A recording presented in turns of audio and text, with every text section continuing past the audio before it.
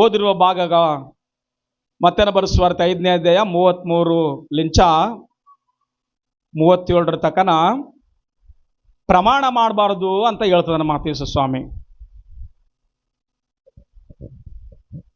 ಯಾಕೆ ಪ್ರಮಾಣ ಮಾಡಬಾರ್ದು ಅಂತ ಹೇಳ್ತಾನಂತಂದ್ರೆ 33-37 ತನಕ ಏನಂತ ಹೇಳ್ತಾನೆ, ಮತ್ತು ನೀನು ಸುಳ್ಳಾಣೆ ಏನ್ ಮಾಡಬಾರ್ದಂತೆ, ಇಡಬಾರ್ದು ಅಂತ ಹೇಳ್ತಾನೆ ಮಾತು. ನೀನು ಇಟ್ಟುಕೊಂಡ ಆಣೆಗಳನ್ನು ಕರ್ತನಿಗೆ ಸಲ್ಲಿಸಬೇಕೆಂದು ಹಿರಿಯರಿಗೆ ಹೇಳಿದೆ ಎಂದು ಕೇಳಿದಿರಷ್ಟೇ. ಆದರೆ ನಾನು ನಿಮಗೇನು ಹೇಳ್ತಾ ಇದ್ದೇನೆಂದ್ರೆ, ಆಣೆಯನ್ನು ಇಡಬೇಡ. ಎದ್ರ ಮೇಲೆ ಆಣೆ ಇಡಬೇಡ ಅಂತ ಹೇಳ್ತಾನ? ಒಂದು, ಆಕಾಶದ ಮೇಲೆ ಆಣೆ ಇಡಬೇಡ. ಎರಡನೇದು ಆಕಾಶ ದೇವರ ಸಿಂಹಾಸನ ಅಂತ ಹೇಳ್ತಾನೆ. ಅದು ಭೂಮಿಯ ಮೇಲೆ ಕೂಡ ಆಣೆ ಇಡಬೇಡ, ಅದು ಆತನ ಪಾದಪೀಠ ಅಂತ ಹೇಳ್ತಾನೆ. ಮತ್ತೆ ಇಲ್ಲಿ ಊರ್ ಬಗ್ಗೆ ಹೇಳ್ತಾನೆ, ಒಂದು ಪಟ್ಟಣ ಬಗ್ಗೆ ಬರ್ದಾನೆ ಮಾತು. ಅದು ಯಾವ ಪಟ್ಟಣ? ಎಲ್ಲರೂ ಹೇಳ್ರಿ, ಯೆರೂಸಲೇಮಿನ ಮೇಲೆ ಕೂಡ ಆಣೆ ಇಡಬೇಡ. ಯಾಕಂದ್ರೆ ಅದು ದೊಡ್ಡ ಅರಸನ ಪಟ್ಟಣವಾಗಿದೆ. ಮತ್ತೆ ಆಮೇಲೆ ಆಕಾಶ ಆಯ್ತು, ಭೂಮಿ ಆಯ್ತು, ಒಂದು ಪಟ್ಟಣ ಆಯ್ತು. ನೆಕ್ಸ್ಟ್ ನನ್ನ ಬಳಿಗೆ ಬರ್ತದ ದೇವರು. ಯಾರ ಬಳಿಗೆ ಬರ್ತದನ? ನನ್ನ ಹತ್ರ ಬಂದು ನನಗೆ ಕೇಳ್ತಾನೆ ದೇವರು ಏನಂತ, ನೀನು ನಿನ್ನ ಮೇಲೆ ಕೂಡ ಆಣೆ ಇಟ್ಕೋಬೇಡ ಅಂತ ಹೇಳ್ತಾನೆ ಮಾತು. ಏನಂತೇಳಿನಲ್ಲಿ, ನೀನು ನಿನ್ನ ತಲೆಯ ಮೇಲೆ ಕೂಡಗಿ ಆಣೆ ಇಡಬೇಡ.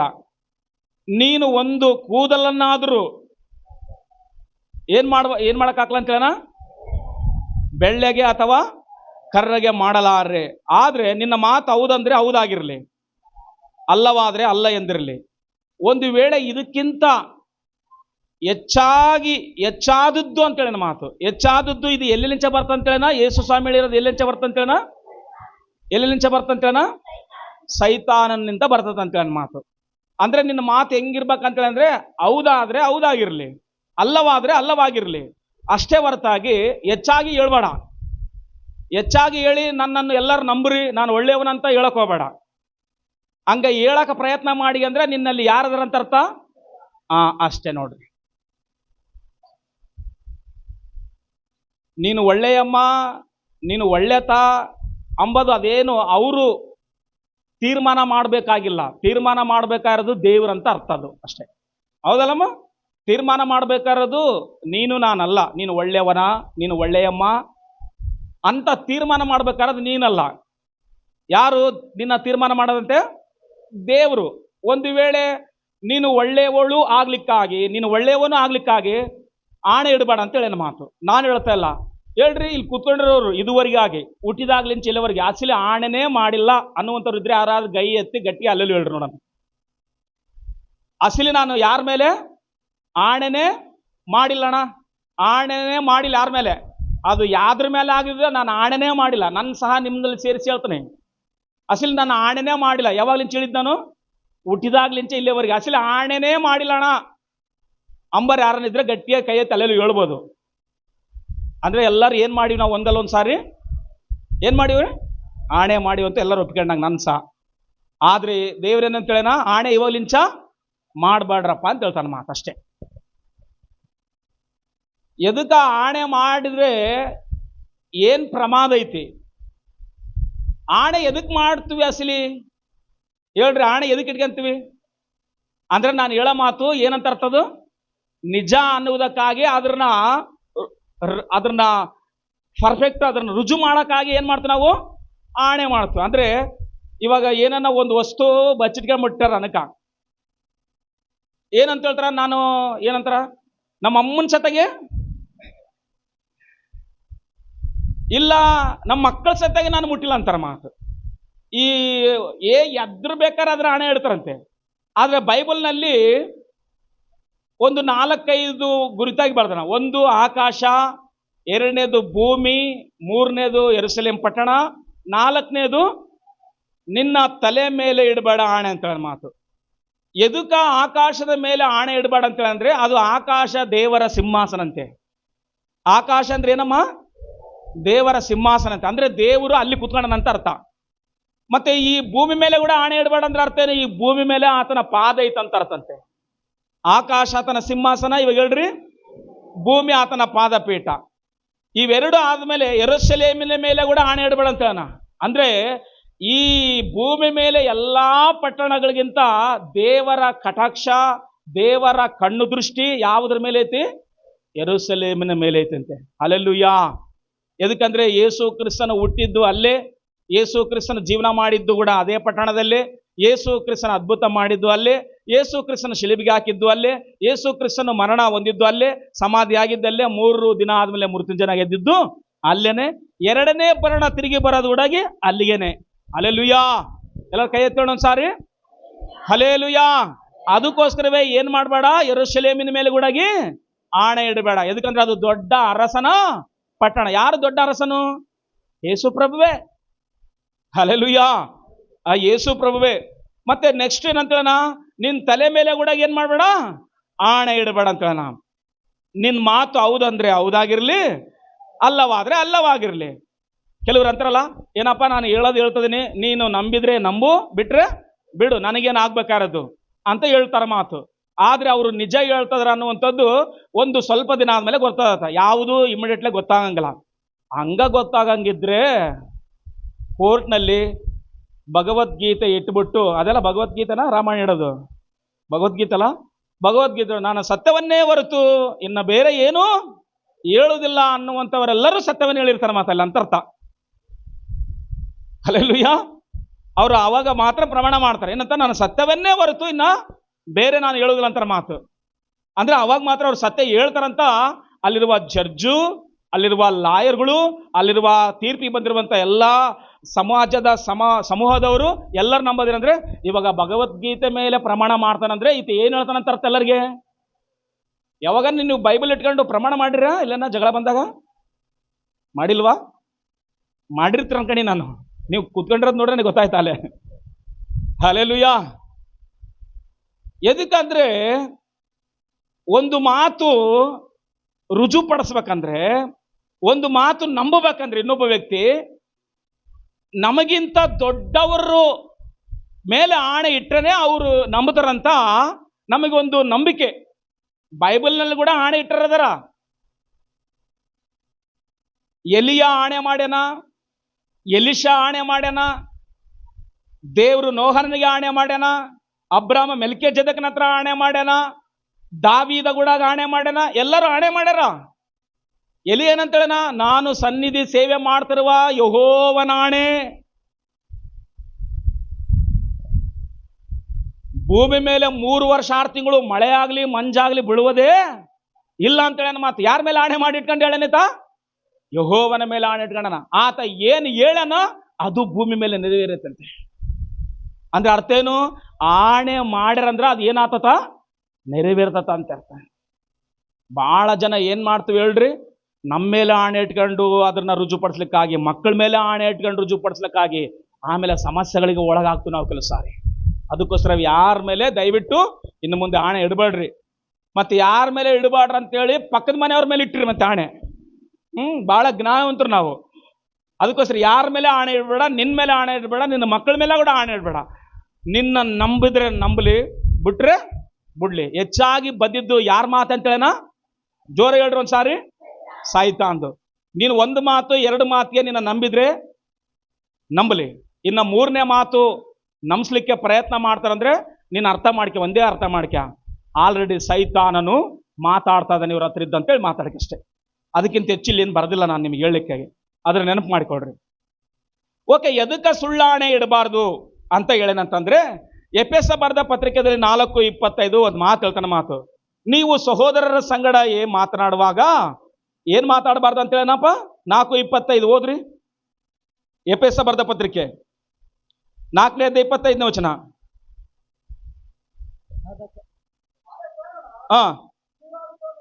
ಸುಳ್ಳಾಡೋದನ್ನು ಬಿಟ್ಬಿಡ್ರಿ. ಪ್ರತಿ ಒಬ್ಬನು ಯಾರ ಸಂಗಡ ಅಂತೆ?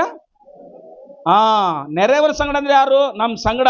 ನಿಮ್ಮ ಅಣ್ಣ ತಮ್ಮಂದ್ರ ಆಗಿರ್ಲಿ, ನಿಮ್ಮ ಅಕ್ಕ ತಂಗಿಯರ ಆಗಿರ್ಲಿ, ನಿಮ್ಮ ಮನೆಗಿರುವಂತ ಅತ್ತೆ ಸೊಸೆ ಆಗಿರ್ಲಿ, ನಿಮ್ಮ ತಂದೆ ತಾಗಿರ್ಲಿ, ಗಂಡ ಹೆಂಡತಿ ಆಗಿರ್ಲಿ, ಯಾರಾದ್ರೂ ನಿಮ್ಮ ನೆರೆಯವರ ಸಂಗಡ, ನಿಮ್ಮ ಸ್ನೇಹಿತರಾಗಿರ್ಲಿ, ಯಾರ ಸಂಗಡ ಆಗ್ಲಿ ಏನ್ ಮಾತಾಡ್ರಿ ಅಂತೇಳನ, ಸುಳ್ಳಾಡುವುದನ್ನು ಬಿಟ್ಟು ಬಿಡ್ರಿ. ಆಮೇಲೆ ಸತ್ಯವನ್ನೇ ಆಡಲಿ. ಯಾಕಂದ್ರೆ ನಾವು ಒಬ್ಬರಿಗೊಬ್ರು ಅಂಗಗಳಾಗಿದ್ದೇವಲ್ಲ. ಕರೆಕ್ಟ್ ಅಲ್ಲಪ್ಪ? ಅಂದ್ರೆ ಅರ್ಥ ಏನು? ಸುಳ್ಳಾಡುವುದು ಬಿಟ್ಟು ಬಿಡ್ರಿ, ಸತ್ಯವನ್ನೇ ಮಾತಾಡ್ರಿ. ನಾವು ಅಂಗಗಳಾಗಿದ್ದೇವಲ್ಲ ಅಂತ ಬರ್ದನ ಮಾತಲ್ಲಿ. ಏನಾಗಿವೆ ಅಂತಮ್ಮ? ಅಂಗಗಳಂದ್ರೆ ಏನರ್ಥ ಗೊತ್ತಾ? ದೇಹದಲ್ಲಿ ಇಲ್ಲೆಲ್ಲಿಂದ ಹಿಡಿದು ಈ ಪಾದದವರೆಗೆ ಎಲ್ಲ ಅಂಗಗಳು ನನ್ನ ದೇಹದಲ್ಲಿ ಇರೋದಕ್ಕೋಸ್ಕರ ನಾನೊಂದು ದೇಹ ಆಗಿನ ಮಾತು. ಒಂದು ವೇಳೆ ಈ ಕಿರುಬಳಿಗೆ ಏನಾದ್ರೂ ನೋವಾದ್ರಿಗಿನ ಏನಾಗ್ತತ, ಇದು ನನಗೆ ಸಂಬಂಧ ಇಲ್ಲ, ನಿನಗೆ ನೋವಾದ್ರೆ ನನಗೇನು ಚಿಂತೆ ಇಲ್ಲ ಅಂತ ಹೇಳಕಲ್ಲ. ಇಲ್ಲಿ ಏನನ್ನ ಈ ಉಗುರು ಸುತ್ತಾದ್ರೆ ಏನನ್ನ ನೋವಾದ್ರೆ ಇಡೀ ಟೋಟಲ್ ಬಾಡಿ ಎಲ್ಲ ನೋವು ಪಡ್ತದಂತ ನಮಗೆ ಗೊತ್ತಲ್ಲಪ್ಪ. ಯಾರಿಗೆನ್ನ ಮುಳ್ಳು ಚುಚ್ಕೊಂಡಾಗ ಒಂದೆರಡು ದಿವಸ ಬಂದಿಲ್ಲ ಮುಳ್ಳಂದ್ರೆ ಅದಕ್ಕೆ ಏನೆಲ್ಲ ತಿಪ್ಪಲು ಬೀಳ್ತೀವಿ, ಟಮಟೆ ಹಣ್ಣು ಸುಟ್ಟು ಕಟ್ತೀವಿ, ಎಕ್ಕಾಲು ಬಿಡ್ತೀವಿ, ಇನ್ನ ಏನೆಲ್ಲ ತಿಪ್ಪಲು ಬೀಳ್ತೀವಿ. ಈ ಮುಳ್ಳು ತಯಾರು ಏನ್ ಮಾಡ್ತಾರ, ಬಹಳ ಬುದ್ಧಿವಂತರು, ಅದ್ರ ಬಗಲಿಗೆ ಹಿಂಗೆ ಎಗಿರಿಸಂಗಲ್ಲ, ಅಮ್ಮ ಅಮ್ಮ ಅಂತಿರ್ತಾರ ಮಾತು. ನೋಡ್ತೇಕ್ ಬರ್ಕಲಂತರ, ನೋಡ್ತೇಕ್ ಬರಕಾದ್ರಾಗ ಅಲ್ಲಿ ಕಾಣ್ಬೇಕಲ್ಲ 7 ಚರ್ಮಗಳು ದಾಟಿ ಹೋಗಿರ್ತದ. ನಮ್ಮ ದೇಹದಲ್ಲಿ ಎಷ್ಟು ಪದರ ಇದೆ ಗೊತ್ತಾ? 7 ಪದರೆಗಳಿದೆ ಮಾತು. ಒಂದು ವೇಳೆ ಮುಳ್ಳು ಕೆಲವು ಸಾರಿ ಬರಲಿಲ್ಲ ಅಂತಂದ್ರೆ ಅರ್ಥನ ಗೊತ್ತಾ, 7 ಪದರೆಗಳನ್ನು ದಾಟಿ ಹೋಗಿರ್ತದಂತೆ ಅದು ಕೆಲವು ಸಾರಿ. ಅದಕ್ಕೋಸ್ಕರ ಆ ಮುಳ್ಳು ಜಲ್ದಿ ಬರಕಲ್ಲ. ಆ ಕಾಲಿಗೆ ಇರುವ ಮುಳ್ಳು ತೆಗಿಬೇಕಂದ್ರೆ ಅದು ಕಿವು ಕಟ್ಟಬೇಕು. ಅದಕ್ಕೋಸ್ಕರ ಅದನ್ನ ಬರಲಿಲ್ಲ ಅಂದ್ರೆ ರೋಪಿಸಬಾರ್ದು, ಬಿಟ್ಬಿಡ್ಬೇಕು. 2-3 ದಿವಸ ಆದ್ಮೇಲೆ, ಒಂದು 3-4 ದಿವಸ ಆದ್ಮೇಲೆ ಅದಕ್ಕೆ ಸುಟ್ಟಿರುವ ಟಮಟೆ ಹಣ್ಣು ಏನೋ ಕಟ್ಬಿಟ್ರೆ ಅದು ರಾತ್ರಿಗೆ ಅದು ಏನ್ ಮಾಡ್ತತ, ಅದನ್ನೆಲ್ಲ ಹಿಗ್ಗಿ ಬಿಡ್ತತ್ ಮಾತು. ನೀನ್ ತೈದಕ್ಕೆ ಹೋಗ್ಬೇಡ, ಬರಕಲ್ಲ ಕೆಲಸ ರಸಲಿ. ಎದಕ್ಕಂದ್ರೆ ನಮ್ಮ ದೇಹದಲ್ಲಿ ಕೊಳೆಯುವ ಪದಾರ್ಥ ಏನಾದ್ರೂ ಇದ್ರೆ ಅದು ಹೊರಗಡೆ ಬರತಕ್ಕ ಅದು ಇರಕಲ್ಲಂತ ಸಲಿ. ಅದಕ್ಕೋಸ್ಕರ ಕಿವಿ ಎಲ್ಲೇನ ಆದ್ರಿಗಿನ ಗಾಯಗಳಾದ ಕಿವಿ ಅದ ಏನ್ ಮಾಡ್ತದ, ಅದು ಹಿಂಡಿ ಹೊರಗಡೆ ಚೆಲ್ಲಿದಾಗ ನಮಗೆ ಅಳರಾತಂತ ಮಾತು. ಹೌದಲ್ವಾ? ಅದು ಹಿಂಡಿ ಹೊರಗಡೆ ಹೋಗ ತಕ್ಕನ ಟು ಟು ಟು ಅಂತಿರ್ತಂತ, ಅದು ನೋವುತ್ತಾ ಇರ್ತದ ಅಂತ ಹೇಳ್ತಾರೆ ಮಾತು. ಅಂದ್ರೆ ಯಾವಾಗ ಹೊರಗಡೆ ಹೋಗ್ತತೋ ಅವಾಗ ನಮ್ಮ ದೇಹಕ್ಕೆ ಸಮಾಧಾನ ಸಿಗುತ್ತ. ಇಲ್ಲಿ ನಾವು ಒಂದೇ ದೇಹವಾಗಿದ್ದೇವಲ್ಲ ಅಂತ ಬರ್ದನೆ ಎಫೆಸದಲ್ಲಿ. ಅಂದ್ರೆ ಅರ್ಥ ಏನು? ಕಾಲಿಗೆ ನೋವಾಗ್ಲಿ, ಇಲ್ಲ ಕಣ್ಣಿಗೆ ನೋವಾಗ್ಲಿ, ಇಲ್ಲ ತಲೆಗೆ ನೋವಾಗ್ಲಿ, ಎಲ್ಲೇ ನೋವಾಗ್ಲಿ ಇಡೀ ದೇಹವೆಲ್ಲ ನೋವು ಪಡ್ತತ್ ಅಂತ ಅರ್ಥ. ಮತ್ತೆ ನಾವು ಒಂದೇ ಅಂಗವಾಗಿದ್ದೀವ ಅಂತೇಳಿ ಯಾರನ್ನ ಸೇರಿಸಿ ಅಲ್ಲಿ ಬರಿತೇನೆ ಪೌಲ ಎಫೆಸ ಸಭೆಯವರಿಗೆ ಅಂದ್ರೆ ನಾವು ಯೇಸು ಕ್ರಿಸ್ತನ ದೇಹದಲ್ಲಿ ಇದ್ದೇವಲ್ಲ ಅಂತ ಹೇಳ್ತದ ನನ್ನ ಮಾತು. ಎಲ್ಲ ಹೇಳ್ರಿ, ಯಾರ ದೇಹದಲ್ಲಿ ಇದ್ದೇವೆ? ಯೇಸು ಕ್ರಿಸ್ತನ ದೇಹದಲ್ಲಿ ಇದ್ದೇವಲ್ಲ. ಅದಕ್ಕೋಸ್ಕರವೇ ನೀವೇನು ಆಡ್ಬೇಡ್ರಿ, ಹೇಳ್ರಿ ಎಲ್ಲರಮ್ಮ ಇವಾಗ. ಅದಕ್ಕೋಸ್ಕರವೇ ಸುಳ್ಳು ಹೇಳ್ಬೇಡ್ರಿ. ನೀವು ಸುಳ್ಳು ಹೇಳಿದ್ರೆ ನೀವು ಯೇಸು ಕ್ರಿಸ್ತನಲ್ಲಿ ಇದ್ದು ಸುಳ್ಳು ಹೇಳ್ದಂಗ. ಅವಾಗ ಏನಂತ ಗೊತ್ತಾ? ದೇವ್ರ ಮಕ್ಕಳಂತೆ ನೋಡು.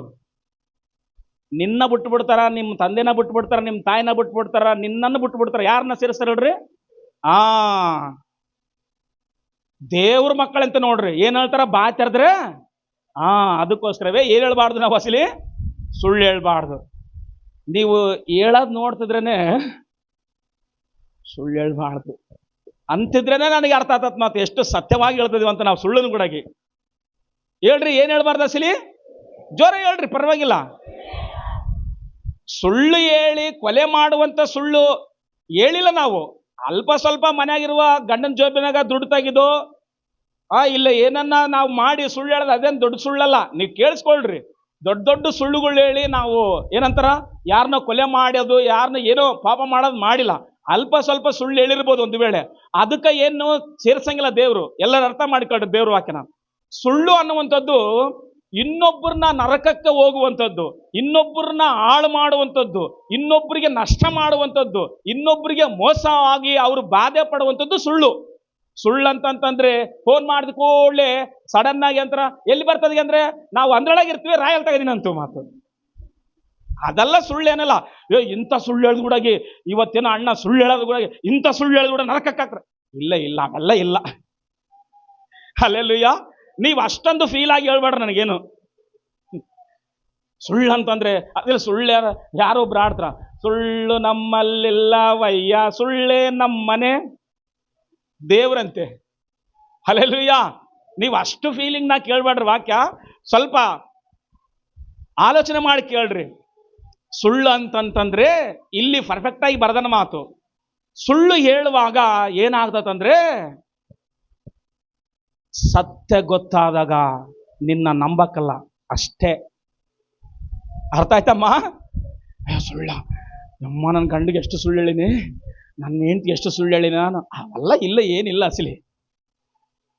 ನೀನು ಸುಳ್ಳು ಹೇಳಿಗಂದ್ರೆ ಆ ಸತ್ಯ ಗೊತ್ತಾದಾಗ ನಿನ್ನ ಅಸಲಿ ಹೇಳ್ರಿ ಒಂದ್ಸಾರಿ ಇವಾಗ ಅಸಿಲಿ ನಂಬಕ್ಕಲ್ಲ ಅಸಿಲಿ. ನೀನು 100 ಲಗಟ ಹೊಡಿ ಇಲ್ಲಿಂಚ ಮನೆಗೆ, ನಿನ್ನ ಕ್ಯಾರೆಕ್ಟರ್ ಗೊತ್ತಂತಾರ ಅವ್ರಷ್ಟೇ. ಆದ್ರೆ ಮಾತಾಡಕಲ್ಲ ಅವರು, ಸೈಲೆಂಟೇ ನಿನಗೆ ಉತ್ತರ ಅಷ್ಟೇ. ಚಪಳ ತಟ್ಟಣ ಜೋರಾಗಿ ಇವಾಗ. ಹಲ್ಲೆಲೂಯಾ. ನೀನು ಸುಳ್ಳು ಹೇಳಿ ಮೆಚ್ಚಿಸ್ಲಿಕ್ಕೆ ಪ್ರಯತ್ನ ಮಾಡಿ ಅನಕ ಸತ್ಯ ಗೊತ್ತಾಗ ತನಕ ನೀನು ಸಾಯ ತಕ ನಿನ್ನ ನಂಬದೇ ಇಲ್ಲ. ಆದ್ರೆ ಯೇಸು ಸ್ವಾಮಿ ಮಾತ್ರ ನಂಬ್ತಾನ ನಿಮ್ಮನ್ನ. ಪೇತ್ರ ಎಷ್ಟು ಸಾರಿ ಹೇಳಿ ನೋಡ್ರಿ ಇವಾಗ. ಆದ್ರೆ ಯೇಸು ಸ್ವಾಮಿ ಬಂದು ಹೇಳ್ದ, ಪೇತ್ರ ನೀನು ನನ್ನನ್ನು ಪ್ರೀತಿಸ್ತೀಯ ಅಂತ ಕೇಳಿದ ಮಾತು. ಪ್ರೀತಿಸ್ನಪ್ಪ ಅಂತ. ಸರಿ, ನನ್ನ ಕುರಿಗಳನ್ನು ಮೇಯ್ಸು ಅಂತ ಹೇಳ್ದ. ಮತ್ತೆ ಕೇಳ್ದ, ಪೇತ್ರ ನನ್ನ ಪ್ರೀತಿಸ್ತೀಯ ಅಂತ ಹೇಳ್ದ. ನಿನ್ನ ಪ್ರೀತಿಸ್ನಪ್ಪ, ನನ್ನ ಕುರಿಗಳನ್ನು ಕಾಯಿ. ಒಂದ್ಸಾರಿ ಮೇಯ್ಸು ಅಂದ, ಎರಡನೇ ಸಾರಿ ಕಾಯಿ ಅಂದ. ಮತ್ತೆ ಕೇಳ್ದ, ಪೇತ್ರ ನನ್ನ ಪ್ರೀತಿಸ್ತೀಯ ಅಂತ ಕೇಳ್ದ. ನಿನಗೆಲ್ಲ ಗೊತ್ತಲ್ಲ ಪ್ರಭು ಅಂದಬಿಟ್ಟ ಮಾತು. ಅಂದ್ರೆ ಎಲ್ಲ ಗೊತ್ತಂದ್ರೆ ಏನು? ನನ್ನ ಬಾಯಲ್ಲಿ ಬರುವ ಮಾತುಗಳೆಲ್ಲ ಆ ದೇವರಿಗೆ ಎಲ್ಲವೂ ಗೊತ್ತು. ನಾನು ಎಷ್ಟು ಸುಳ್ಳು ಹೇಳಿನೋ, ಎಷ್ಟು ಸಾರಿ ಅಲ್ಲೆಗಳಿದನೋ ಯೇಸು ಸ್ವಾಮಿ ಅಂತ ಪೇತ್ರನಿಗೆ ಗೊತ್ತಾಯ್ತು. ಎದಕ್ಕಂದ್ರೆ ಪೇತ್ರನಿಗೆ ಮೊದಲೇ ಹೇಳ್ಬಿಟ್ಟಿದ್ದ, ನೀನು ಏನು ಹೇಳ್ತೀಯಂತ. ನೀ ಮೊದಲೇ ಗೊತ್ತಿತ್ತು ಪೇತ್ರನ ಏನೆಲ್ಲ ಮಾಡ್ತಾನಂತ ಗೊತ್ತಿತ್ತು. ಕೋಳೆ ಕೂಗಂಗಿಲ್ಲಪ್ಪ ನೀನು 3 ಸಾರಿ ಸುಳ್ಳು ಹೇಳ್ತಕ್ಕಂತ ಹೇಳ್ಬಿಟ್ಟಿದ್ದ. 3 ಸಾರಿ ಸುಳ್ಳು ಹೇಳ್ದ, ಅವಾಗ ಕೂಯ್ತಂತೆ. ಆಡಾಡ್ತಾರಲ್ಲ ಸಂಡೇ ಸ್ಕೂಲ್ ಆಡ್ರಿ, ಹೆಂಗದು? ಕೊಕ್ಕರಕ್ಕ ಕೋಡಿ ನೀಕು ಸಾಟಿ ಯವರಮ್ಮ. ಆ ಬೆಳಿಗ್ಗೆನೆ ಎಬ್ಬಿಸತ್ತಂತ ಮಾತು. ಅದಕ್ಕೋಸ್ಕರವೇ ದೇವರಿಗೆ ಗೊತ್ತಿಲ್ಲ ಅನ್ಕೋಬೇಡ. ಏನಂತ ಏನ್ ಹೇಳಕ್ಕಲಂತ, ಸಾರಳೆ ನೀನು ನೊಕ್ಕೇನಮ್ಮ ಅಂತ ಕೇಳ್ದ. ಇಲ್ಲ ಪ್ರಭಾ ನಾನೆಲ್ಲಿ ನೋಗಲ್ಲ ಅಂದ. ನೀನು ನೊಕ್ಕಿದ್ದ ನನಗೆ ಗೊತ್ತಂದ. ಚಪಳ ತಟ್ರು ಒಂದ್ಸಾರಿ. ಹಲ್ಲೆಲೂಯಾ. ನಾವೇನ್ ಅನ್ಕಂತ ಅಂದ್ರೆ, ನಾವು ಅದೇನಂತಾರ ಭಾಳ ಟ್ಯಾಲೆಂಟ್ಲಿಂಚ ಭಾಳ ಜ್ಞಾನ ಐತೆ ನಮಗೆ. ನಾವ್ ಏನನ್ನ ಮಾಡಿದ್ರೆ ನಮ್ಮ ಮನೆಯವ್ರಿಗೆ ಗೊತ್ತಾಗಲ್ಲ, ನಮ್ಮ ಸ್ನೇಹಿತರಿಗೆ ಗೊತ್ತಾಗಲ್ಲ ಅಂತ ಮಾತು. ಆದ್ರೆ ಯಾರಿಗೆ ಗೊತ್ತಾಗಲ್ಲ ಗೊತ್ತು. ಆದ್ರೆ ಯಾರಿಗೆ ಗೊತ್ತಾಗ್ತದೆ ಹೇಳ್ರಿ? ದೇವ್ರಿಗೆ ಮಾತ್ರ ಗೊತ್ತಾದಂತೆ. ಅದಕ್ಕೋಸ್ಕರ ಏನ್ ಹೇಳ್ಬಾರ್ದು? ಸುಳ್ಳು ಹೇಳ್ಬೇಡ ಅಸಲಿ. ಎದಕ್ಕಂದ್ರೆ ನಾವು ಅಂಗಗಳಾಗಿದ್ದೇವೆ ಅಂತೇಳಿ ಬರ್ದನ್ ಮಾತು. ಇದು ಆಜ್ಞೆ ಗುಡಗಿ. ಆಜ್ಞೆ ಎಷ್ಟನೇ ಆಜ್ಞೆ ಇದು? ಎದರಲ್ಲಿ ಬರ್ದನ? ಎಷ್ಟನೇ ಆಜ್ಞೆ ಓದ್ರೆ ಅದ್ರಲ್ಲಿ ಐತಾ ಏನ್ ಹೇಳ್ಬಾರ್ದಂತೇನ? ಎಷ್ಟನೇ ಆಜ್ಞೆ ಅದು? 9ನೇ ಆಜ್ಞಾಗ ಎಸ ಓದ್ರಿ ಒಂದ್ಸಾರಿ. ಏನಂತ ಹೇಳ್ತಾನ? 29ರಲ್ಲಿ ಏನಂತ ಹೇಳ್ತಾನ? 27 ಅಲ್ಲ, ಏನಂತ ಹೇಳನಪ್ಪ? ಅಲ್ಲಿ ಓದ್ರಿ ಯಾರನಲ್ಲಿ ಕೂತಂದ್ರೆ ಓದ್ರಿ. ಮತ್ತೊಬ್ಬರ ಮೇಲೆ ಏನ್ ಹೇಳ್ಬಾರ್ದಂತ? ಸುಳ್ಳು ಸಾಕ್ಷಿ ಹೇಳಬಾರ್ದು. ಎದಕ್ಕಂದ್ರೆ ನೀನು ಸುಳ್ಳು ಹೇಳುವುದರಿಂದ ಆ ಕೋರ್ಟ್ನಲ್ಲಿ ಅವ್ರ ಆಸ್ತಿ ನಷ್ಟವಾಗ್ತತೆ, ಅವ್ರ ಕುಟುಂಬ ನಷ್ಟವಾಗತ್ತೆ. ಒಂದು ವೇಳೆ ಅವ್ರ ಸೆರೆಮನೆ ಸೇರ್ತಾರೆ, ಇಲ್ಲ ಅವ್ರನ್ನ ಗಲ್ಲಿಗೆ ಹಾಕ್ತಾರೆ ಮಾತು. ಏನ್ ಹೇಳುವುದ್ರಿಂದ ಹೇಳ್ರಿ ಇವಾಗ? ಸುಳ್ಳು ಸಾಕ್ಷಿ ಹೇಳುವುದ್ರಿಂದ ಅಷ್ಟೇ. ನೀನ್ ಸಣ್ಣ ಸುಳ್ಳು ಹೇಳಿ ನೀನೇನೋ ಯಾರಿಗೆ ಮೋಸ ಮಾಡಿಲ್ಲ, ಕಳ್ತನ ಮಾಡಿಲ್ಲ, ಪಾಪ ಏನ ಅಂದ ಅದಕ್ಕೆಲ್ಲ ನಾನು ಹೇಳ್ತಾ ಇಲ್ಲ. ಅಲ್ಲಿ ಏನಂತ ಬರ್ದಂದ್ರೆ, ಮತ್ತೊಬ್ಬನ ಮೇಲೆ ಸುಳ್ಳು ಸಾಕ್ಷಿ ಹೇಳ್ಬೇಡ. ನಾನ್ ನೋಡಿನಿ ಇವ್ರು ಹೊತ್ಕೊಂಡೋಗಿದ್ದು, ನಾನ್ ನೋಡಿನಿ ಇವ್ರು ಕೆಟ್ಟ ಕೆಲಸ ಮಾಡಿದ್ದು, ನಾನ್ ನೋಡಿನಿ ಅಂತ ನೀನು ಹೇಳ್ಬೇಡ. ಎದಕ್ ಗೊತ್ತಾ? ಆ ರೀತಿಯಾಗಿ ಹೇಳುದ್ರಿಂದ ಅವರು ಸಂಸಾರ, ಅವ್ರ ಕುಟುಂಬ, ಅವ್ರ ಜೀವನ ಸರ್ವನಾಶವಾಗಿ ಹೋದತ್ತ. ಅದಕ್ಕೋಸ್ಕರ ಸುಳ್ಳು ಹೇಳ್ಬೇಡ. ಎದಕ್ಕಂದ್ರೆ ಬೈಬಲಲ್ಲಿ ಸುಳ್ಳು ಹೇಳುವವ್ರನ್ನ ಕರ್ಕೊಂಬಂದು ನಿಲ್ಲಿಸ್ರಂತೆ. ನಾಬೋತನ ದ್ರಾಕ್ಷರ ತೋಟ ಯಾರಿಗಿಷ್ಟವಾಯಿತು ಅಂತ? ನಾಬೋತನ ದ್ರಾಕ್ಷಿ ತೋಟಮ್ಮ ರಾಜನಿಗೆ. ಯಾರಾತ ರಾಜ? ಹಾಬಾನೋ ರಾಜ. ಏನಾಗಿತ್ತೋ ಹೌದಲ್ವಾ? ಇಷ್ಟ ಆಯ್ತಂತೆ. ಅದಕ್ಕೋಸ್ಕರ ಇಬ್ಬರನ್ನ ಕರ್ಕೊಂಬಂದು ನಿಂದಿರಿಸಿ, ಈತ ರಾಜನನ್ನು ದೂಷಿಸನ, ನೀನ್ ನೋಡಿಯಾ? ನೋಡಿವಿ. ಈತ ರಾಜನ ದೇವ್ರನ್ನ ದೂಷಿಸನ, ನೀನ್ ನೋಡಿಯಾ? ನೋಡಿ. ಇಬ್ಬರನ್ನ ಸುಳ್ಳು ಹೇಳೋರನ್ನ ಕರ್ಕೊಂಬಂದು ಹೇಳಿಸ್ರಂತೆ. ಆವಾಗ ನಾಬೋತನ ಕರ್ಕೊಂಬಂದು ನಿಂದಿರಿಸಿ ಎಲ್ಲರ ಕಲ್ಲುಗಳಿಂದ ಹೊಡೆದು ಏನ್ ಮಾಡಿದ್ರಂತೆ? ಆತನ ಸಾಯಿಸ್ತಾರಂತೆ. ಅಂದ್ರೆ ಸುಳ್ಳು ಸಾಕ್ಷಿ ಹೇಳುದ್ರಿಂದ ಒಬ್ಬರ ಪ್ರಾಣ ಹೋಗ್ಬಿಡ್ತತ್ ಮಾತು. ಅದಕ್ಕೋಸ್ಕರ ಏನ್ ಹೇಳ್ಬಾರ್ದು? ಸುಳ್ಳು ಹೇಳಬಾರ್ದು. ಅದೇ ಆಜ್ಞೆ ಕೊಟ್ಟಿರೋದು. ಜ್ಞಾನೋಕ್ತಿಗಳಲ್ಲಿ ದೇವರಿಗೆ ಇಷ್ಟವಿಲ್ಲದ್ದು ಕೆಲವದವಂತೆ. ಎಷ್ಟು ಗೊತ್ತಾ? 7 ಅದವಂತೆ. 6:16 ತನಕ ಓದ್ರಿ. 6ನೇ ಅಧ್ಯಾಯ 16ನೇ ವಚನದಿಂದ ಓದ್ರಪ್ಪ. 6:16. ಎಷ್ಟು? 6 ಅದವಂತೆ. ಯಾರು ಹಾಗೆ ಮಾಡ್ತಾರಂತೆ? ದೇವ್ರಿಗೆ ಇಷ್ಟ ಇಲ್ಲ ಅಂತ ಅಸಲಿ. ಓದಪ್ಪ. ಅದನ್ನ ಕ್ಲೀನ್ ಆಗಿ ಓದು. 6 ಇದಾವಂತ ಬರ್ದು ಮತ್ತೇನಂತ ಹೇಳ್ತಾನ? ಹೌದು ಹೌದು 7 ಆತನಿಗೆ ಅಸಹ್ಯವಾಗಿ 7 ಆತನಿಗೆ ಏನಾಗ್ಯವಂತೆ? ಅಸಹ್ಯಗಳಾಗಿ ಅಸಹ್ಯವಾಗ್ಯವಂತೆ. ಅಸಹ್ಯವಾಗ್ಯಂತೆ. ಅಸಹ್ಯ ಅಂದ್ರೆ ಏನ್ ಗೊತ್ತಾ? ಇಷ್ಟ ಇಲ್ಲ ಆತನಿಗೆ. ಈ 7 ಜನ ಕಂಡ್ರೆ ಇಷ್ಟ ಇಲ್ಲಂತೆ. ಯಾರಪ್ಪ ಇವಾಗ ಹೇಳು, ಒಬ್ಬೊಬ್ರನ್ನ ಹೇಳು. ಯಾವೆಂದರೆ ಯಾರ ಅಂದ್ರೆ ಹೆಮ್ಮೆಯ ಕಣ್ಣು. ಹೆಮ್ಮೆಯ ಕಣ್ಣು. ಫಸ್ಟ್ನೇದೇನಂತೆ? ಹೆಮ್ಮೆಯ ಕಣ್ಣು. ನಮ್ಗೆಲ್ಲ ಮನುಷ್ಯರ ಕಣ್ಣದಾವಪ್ಪ, ನೀನೇನು ಎಮ್ಮೆ ಕಣ್ಣಂತದ್ಗಿ? ಹಲ್ಲೆಲೂಯಾ. ಏನ್ ಕಣ್ಣಂತ ಬರ್ದನಪ್ಪ ಅದ್ರಲ್ಲಿ? ಹೆಮ್ಮೆಯ ಕಣ್ಣು. ಹೆಮ್ಮೆಯ ಕಣ್ಣಂತೆ. ಅಂದ್ರೆ ಏನ್ ಗೊತ್ತಾ? ಏನಪ್ಪಾ ಹಂಗ ಅಬ್ಬ ಏನ್ ಹಂಗ ನೋಡ್ತೀಯ? ಅದು ಏನ್ ಕಣ್ಣಂತೆ? ಹೆಮ್ಮೆಯ ಕಣ್ಣಂತೆ. ಎಮ್ಮೆ ಅಂತಂದ್ರೆ ಇಲ್ಲಿ ಓಡಾಡವಲ್ಲ. ವಾಕ್ಯ ಹೆಂಗ ಅರ್ಥ ಮಾಡ್ಕೊಂತಾರಂದ್ರೆ ನಮ್ಮ ಕೆಲಸ ರೀ, ಓ ಎಮ್ಮೆ ಕಣ ಹಿಡುದಪ್ಪದೆ ಅವ್ರಿಗೆ. ಅದಲ್ಲಮ್ಮ ತಾಯಿ, ಅದಲ್ಲಮ್ಮ. ನಿನ್ ಮಕ್ಕಳಿಗೆ ಆಸರ ಆತತ್ ಅಂತೇಳಿ ಇಲ್ಲ ಚತ್ತಿಗೆ ಕಾಣ್ಲಾರ್ದಂಗ ಕಾಲಿಗೆ ಚೆಂತಿ ನೀನ್ ಉಡಚ್ಕೆಂತಿ ಎಲ್ಲ ಬಂದು ಪ್ರಾರ್ಥನೆ ಮಾಡ್ರಣಂತೆ. ಅಲ್ಲಮ್ಮ, ಅದಲ್ಲಮ್ಮ. ಹೆಮ್ಮೆಯ ಕಣ್ಣಂದ್ರೆ ಅಹಂಕಾರದ ಕಣ್ಣಂತರ್ದು. ಅರ್ಥ ಆಯ್ತಾ? ಹೆಮ್ಮೆಯ ಕಣ್ಣಂದ್ರೆ ಏನು? ಅವರ ಕಣ್ಣಿನಲ್ಲೇ ಅಹಂಕಾರ ಕಾಣತಂತೆ. ನೀನು ನೋಡುವ ದೃಷ್ಟಿ ಹೇಳ್ದತ ನೀನು ಎಷ್ಟು ಅದಿಗೆ ಅಂತೇಳಿ. ಅದಕ್ಕೋಸ್ಕರ ಹೆಮ್ಮೆಯ ಕಣ್ಣು. ಎರಡನೇರು ಯಾರಪ್ಪ? ಸುಳ್ಳಿನ ನಾಲಿಗೆ. ಇವರು ಬಾಯಿ ತೆರೆದ್ರೆ ಸಾಕು ಸುಳ್ಳಿನ ನಾಲಿಗೆ ಅಂತೆ. ನಿರ್ದೋಷ ರಕ್ತವನ್ನು ಸುರಿಸುವ ಕೈ. ಅಂದ್ರೆ ಬೇರೆಯವರು ನಾಶವಾಗ್ಬೇಕಂತೇಳಿ ಕಾಯ್ತಿರುವಂತ ಜನರು ನಿರ್ದೋಷ ರಕ್ತ ಸುರಿಸುವವರು, ದುರಾಲೋಚನೆಯನ್ನು ಕಲ್ಪಿಸುವ, ಕೆಟ್ಟ ಆಲೋಚನೆ ಮಾಡುವವರು, ಕೇಡು ಮಾಡಲು ತ್ವರೆಪಡುವ ಕಾಲು, ಕೇಡು ಮಾಡುವ ತ್ವರೆಪಡುವ ಕಾಲು, ಸತ್ಯವಾಡುವ ಸುಳ್ಳು ಸಾಕ್ಷಿ. ಏನಂತೆ? ಅಸತ್ಯವಾಡುವ ಸುಳ್ಳು ಸಾಕ್ಷಿಗಳು, ಒಡ ಹುಟ್ಟಿದವರಲ್ಲಿ ಜಗಳಗಳನ್ನು ಎಬ್ಬಿಸುವ. ಇವರು ಬೇರೆ ಹತ್ರ ಇಟ್ಕೊಂಬಂಗಲ ಜಗಳ. ಇವ್ರಿಗೆ ಇರೋದ ಸಮಸ್ಯೆ ಎಲ್ಲ ಒಡ ಹುಟ್ಟಿದವ್ರ ಹತ್ರನೇ ಏನ್ ಮಾಡ್ತಾರಂತೆ? ಜಗಳವನ್ನು ಬಿತ್ತುವ. Gaza, Hamas, Israel, Iraq, Iran, Russia, Ukraine ಇನ್ನೂ ಯುದ್ಧ ನಡೀತಾನೆ ಐತಿ. ಹಂಗಿದ್ದಂಗ ಮಾಡಂಗಿಲ್ಲ ಇವ್ರು. ಅವ್ರಿಗೆ ಜಗಳ ಹಚ್ಚಿ ನೋಡ್ಕ್ಯಾಂತ ಕೂತ್ಕೊಂಡಿರ್ತಾರಂತೆ ಅಂತರು. ನೆಕ್ಸ್ಟ್ ಅಪ್ಪ, ಇವು ಎಷ್ಟು ಅಸಹ್ಯ ಅಂದ್ರೆ 7 ದೇವರಿಗೆ ಅಸಹ್ಯ ಅಂತೆ. ಹೆಮ್ಮೆಯ ಕಣ್ಣು, ಸುಳ್ಳಿನ ನಾಲಿಗೆ, ದುರಾಚನೆ, ಆತುರಕ್ಕೆ ತ್ವರೆಪಡುವ ಕಾಲು, ಒಡ ಹುಟ್ಟಿದವರಲ್ಲಿ ಜಗಳ ಎಬ್ಬಿಸುವ, ಇವೆಲ್ಲವೂ ಯೆಹೋವನಿಗೆ ಇಷ್ಟ ಇಲ್ಲ. ಇವೆಲ್ಲ ಯೆಹೋವನಿಗೆ ಏನು? ಅಸಹ್ಯವಂತ ಹೇಳ್ತಾನೆ ಮಾತು. ಅದಕ್ಕೋಸ್ಕರವೇ ಇವುಟ್ಲು ಏನ್ ಮಾಡ್ಬಿಡಬೇಕು? ಬಿಟ್ಟು ಬಿಡ್ಬೇಕು ಮಾತು. ಕೊಲೆಸ 3:9 ಹೋದ್ರು ಒಂದ್ಸಾರಿ. ಕೊಲೆಸ ಬರೆದ ಪತ್ರಿಕೆ 3:9 ಬೇಗ ತೆಗೆದು ಹೋದ್ರಿ. 9 ಒಬ್ಬರಿಗೊಬ್ಬರು ಸುಳ್ಳಾಡಬೇಡ್ರಿ. ನೀವು ಪೂರ್ವ ಸ್ವಭಾವವನ್ನು, ಇಲ್ಲಿ ಏನಂತ ಬರಿತೇನ? ಪೂರ್ವ ಸ್ವಭಾವವನ್ನು ಅದರ ಕೃತ್ಯಗಳು ಕೂಡ ತೆಗೆದಿಟ್ಟು ನೂತನ ಸ್ವಭಾವವನ್ನು ಧರಿಸಿಕೊಂಡಿದ್ದಿರಲ್ಲವೇ ಅಂತ ಬರ್ದನ್ ಮಾತು. ಪೂರ್ವ ಸ್ವಭಾವ ಅಂದ್ರೇನು?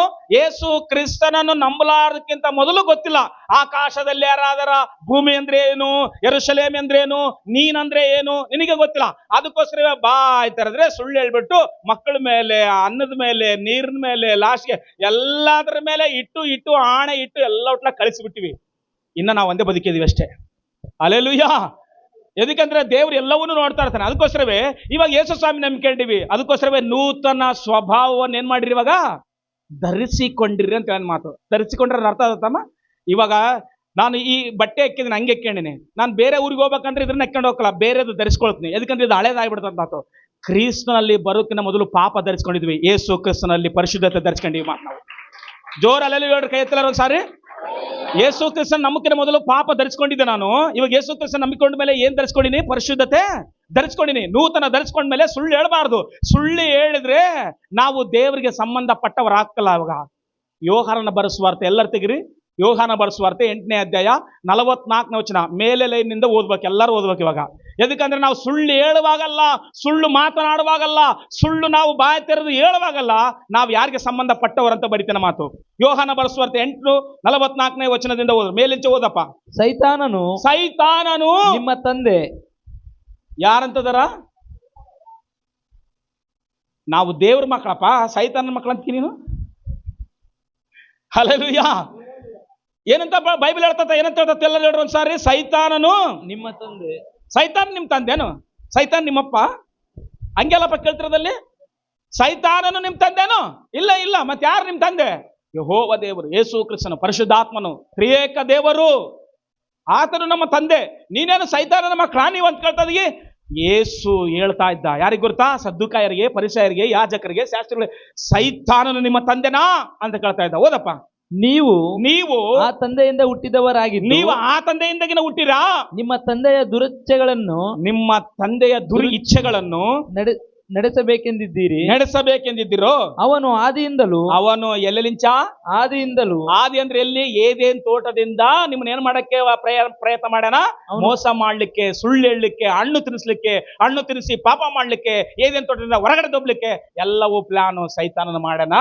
ಹೋದಪ್ಪ ಮುಂದಕ್ಕೆ. ಅವನು ಆದಿಯಿಂದ ಆದಿಯಿಂದಲೂ ಏನ್ ಮಾಡ್ಯಾನ?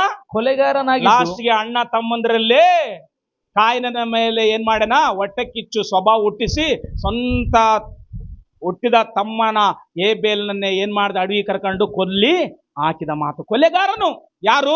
ಸೈತಾನನು. ಓದಪ್ಪ. ಸತ್ಯದಲ್ಲಿ ನಿಲ್ಲಲಿಲ್ಲ. ಯಾರು? ಸೈತಾನನು. ಅವನಲ್ಲಿ ಸತ್ಯವೂ ಇಲ್ಲವೇ ಇಲ್ಲ. ಅವನು ಸುಳ್ಳಾಡುವಾಗ ಸ್ವಭಾವಾನುಸಾರವಾಗಿ ಹಬ್ಬ. ಇದು ಏನ್ ಗೊತ್ತಾ? ಸ್ವಭಾವಾನುಸಾರ ಅಂದ್ರೆ ನೋಡ್ರ, ಇದು ಅಲವಾಟು ಅವನಿಗೆ. ಬೆಳಿಗ್ಗೆ ಎದ್ದಳೋದು, ಟೀ ಕುಡಿಯೋದು, ಬೆಳಿಗ್ಗೆ ಎದ್ದಳೋದು, ನ್ಯೂಸ್ ಪೇಪರ್ ಓದೋದು, ಬೆಳಿಗ್ಗೆ ಎದ್ದಳೋದು, ವಾಕಿಂಗ್ ಹೋಗೋದು, ಬೆಳಿಗ್ಗೆ ಎದ್ದಳೋದು, ವಾಟ್ಸಾಪ್ ನೋಡೋದು, ಬೆಳಿಗ್ಗೆ ಎದ್ದು ಫೇಸ್ಬುಕ್ ನೋಡೋದು, ಬೆಳಿಗ್ಗೆ ಎದ್ದು ಪ್ರಾರ್ಥನೆ ಮಾಡುವ ಅಲವಟ್ಟಿದ್ರೆ ಬೆಳಿಗ್ಗೆ ಎದ್ದು ಪ್ರಾರ್ಥನೆ ಮಾಡೋದು, ಬೆಳಿಗ್ಗೆ ಎದ್ದು ವಾಕ್ಯ ಓದುವ ಅಲವಟ್ಟಿದ್ರೆ ಬೆಳಿಗ್ಗೆ ಎದ್ದು ವಾಕ್ಯ ಓದೋದು, ಭಾನುವಾರ ಚರ್ಚಿಗೆ ಬರುವ ಅಲವಾಟು, ಇವೆಲ್ಲ ಅಲವಾಟದಲ್ಲೇ ಪರಪಾಟು. ಏನ್ ಮಾಡೋದು? ಸುಳ್ಳು ಹೇಳೋದು ಅವನಿಗೆ. ಅಲೋ, ಅಲವಾಟದಲ್ಲೇ ಇವನಿಗೇನು ಇದು ಕೂಡ ಒಂದು ನಾನು ಹೇಳಿದ್ದಲ್ಲ, ಅರ್ಥ ಆಯ್ತಮ್ಮ? ಬೆಳಿಗ್ಗೆ ಎದ್ದು ಪ್ರಾರ್ಥನೆ ಮಾಡೋದು, ಬೆಳಿಗ್ಗೆ ಎದ್ದು ವಾಕ್ಯ ಓದೋದು, ಆತ್ವಾರ ದಿನ ಬಂದ್ರೆ ಚರ್ಚಿ ಬರೋದು, 1ನೇ ತಾರೀಕು ಬಂದ್ರೆ ಉಪವಾಸಕ್ಕೆ ಬರೋದು, ಇವ ಅಲವಾಟ. ಇದು ಕೂಡ ಸಮಯಕ್ಕೆ ಬಂದಾಗ ಸುಳ್ಳು ಹೇಳೋದು. ಅವನಿಗೆ ಸುಳ್ಳು ಹೇಳ್ತದೆ ಅನ್ನುವಂಥದ್ದು ಕೂಡ ಅವನಿಗೇನಿಲ್ಲ, ಪ್ರಜ್ಞೆ ಇಲ್ಲ ಅಂತ ಅಸಲಿ. ಯಾರಿಗೆ? ಸೈತಾನನಿಗೆ. ಎಲ್ಲರೂ ಹೇಳ್ರಿ, ಯಾರಿಗಮ್ಮ? ಓದಪ್ಪ. ಅವನು ಸುಳ್ಳುಗಾರನು. ಯಾಗಾರನಂತವನು? ಸುಳ್ಳುಗಾರನು. ಸುಳ್ಳಿಗೆ ಮೂಲ ಪುರುಷನು.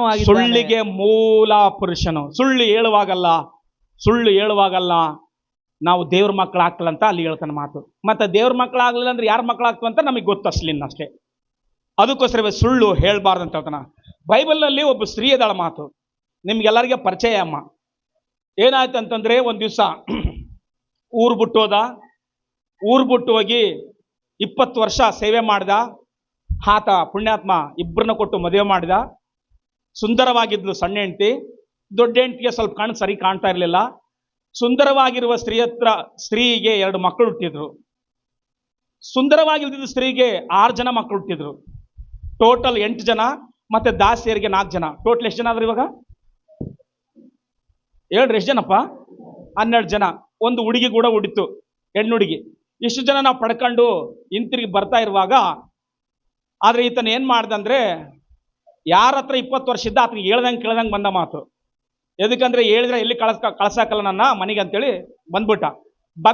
ಆ ವಿಷಯ ಗೊತ್ತಾಯ್ತು. ಎದಕ್ಕಂದ್ರೆ ಆತ ಅಲ್ಲಿರ್ಲಿಲ್ಲ, ಆತ ಬೇರೆ ಕಡೆ ಹೋಯ್ದ ಮಾವ. ಹೋಗ್ಯಾನ, ಮಕ್ಕಳನ್ನ ಮೊಮ್ಮಕ್ಕಳನ್ನೆಲ್ಲ ಕರ್ಕೊಂಡು ಹೋಗ್ಯಾನ ಅಂತೇಳಿ ಆತ ಹಿಂದೆ ಬೆನ್ನತ್ಕೊಂಡು ಬಂದ. ಆತನ ಸೈನಿಕರನ್ನೆಲ್ಲ ಕರ್ಕೊಂಡು ಬಂದು ಇನ್ನೇನು ಆತನ ಭೇಟಿ ಆಗ್ಬೇಕು.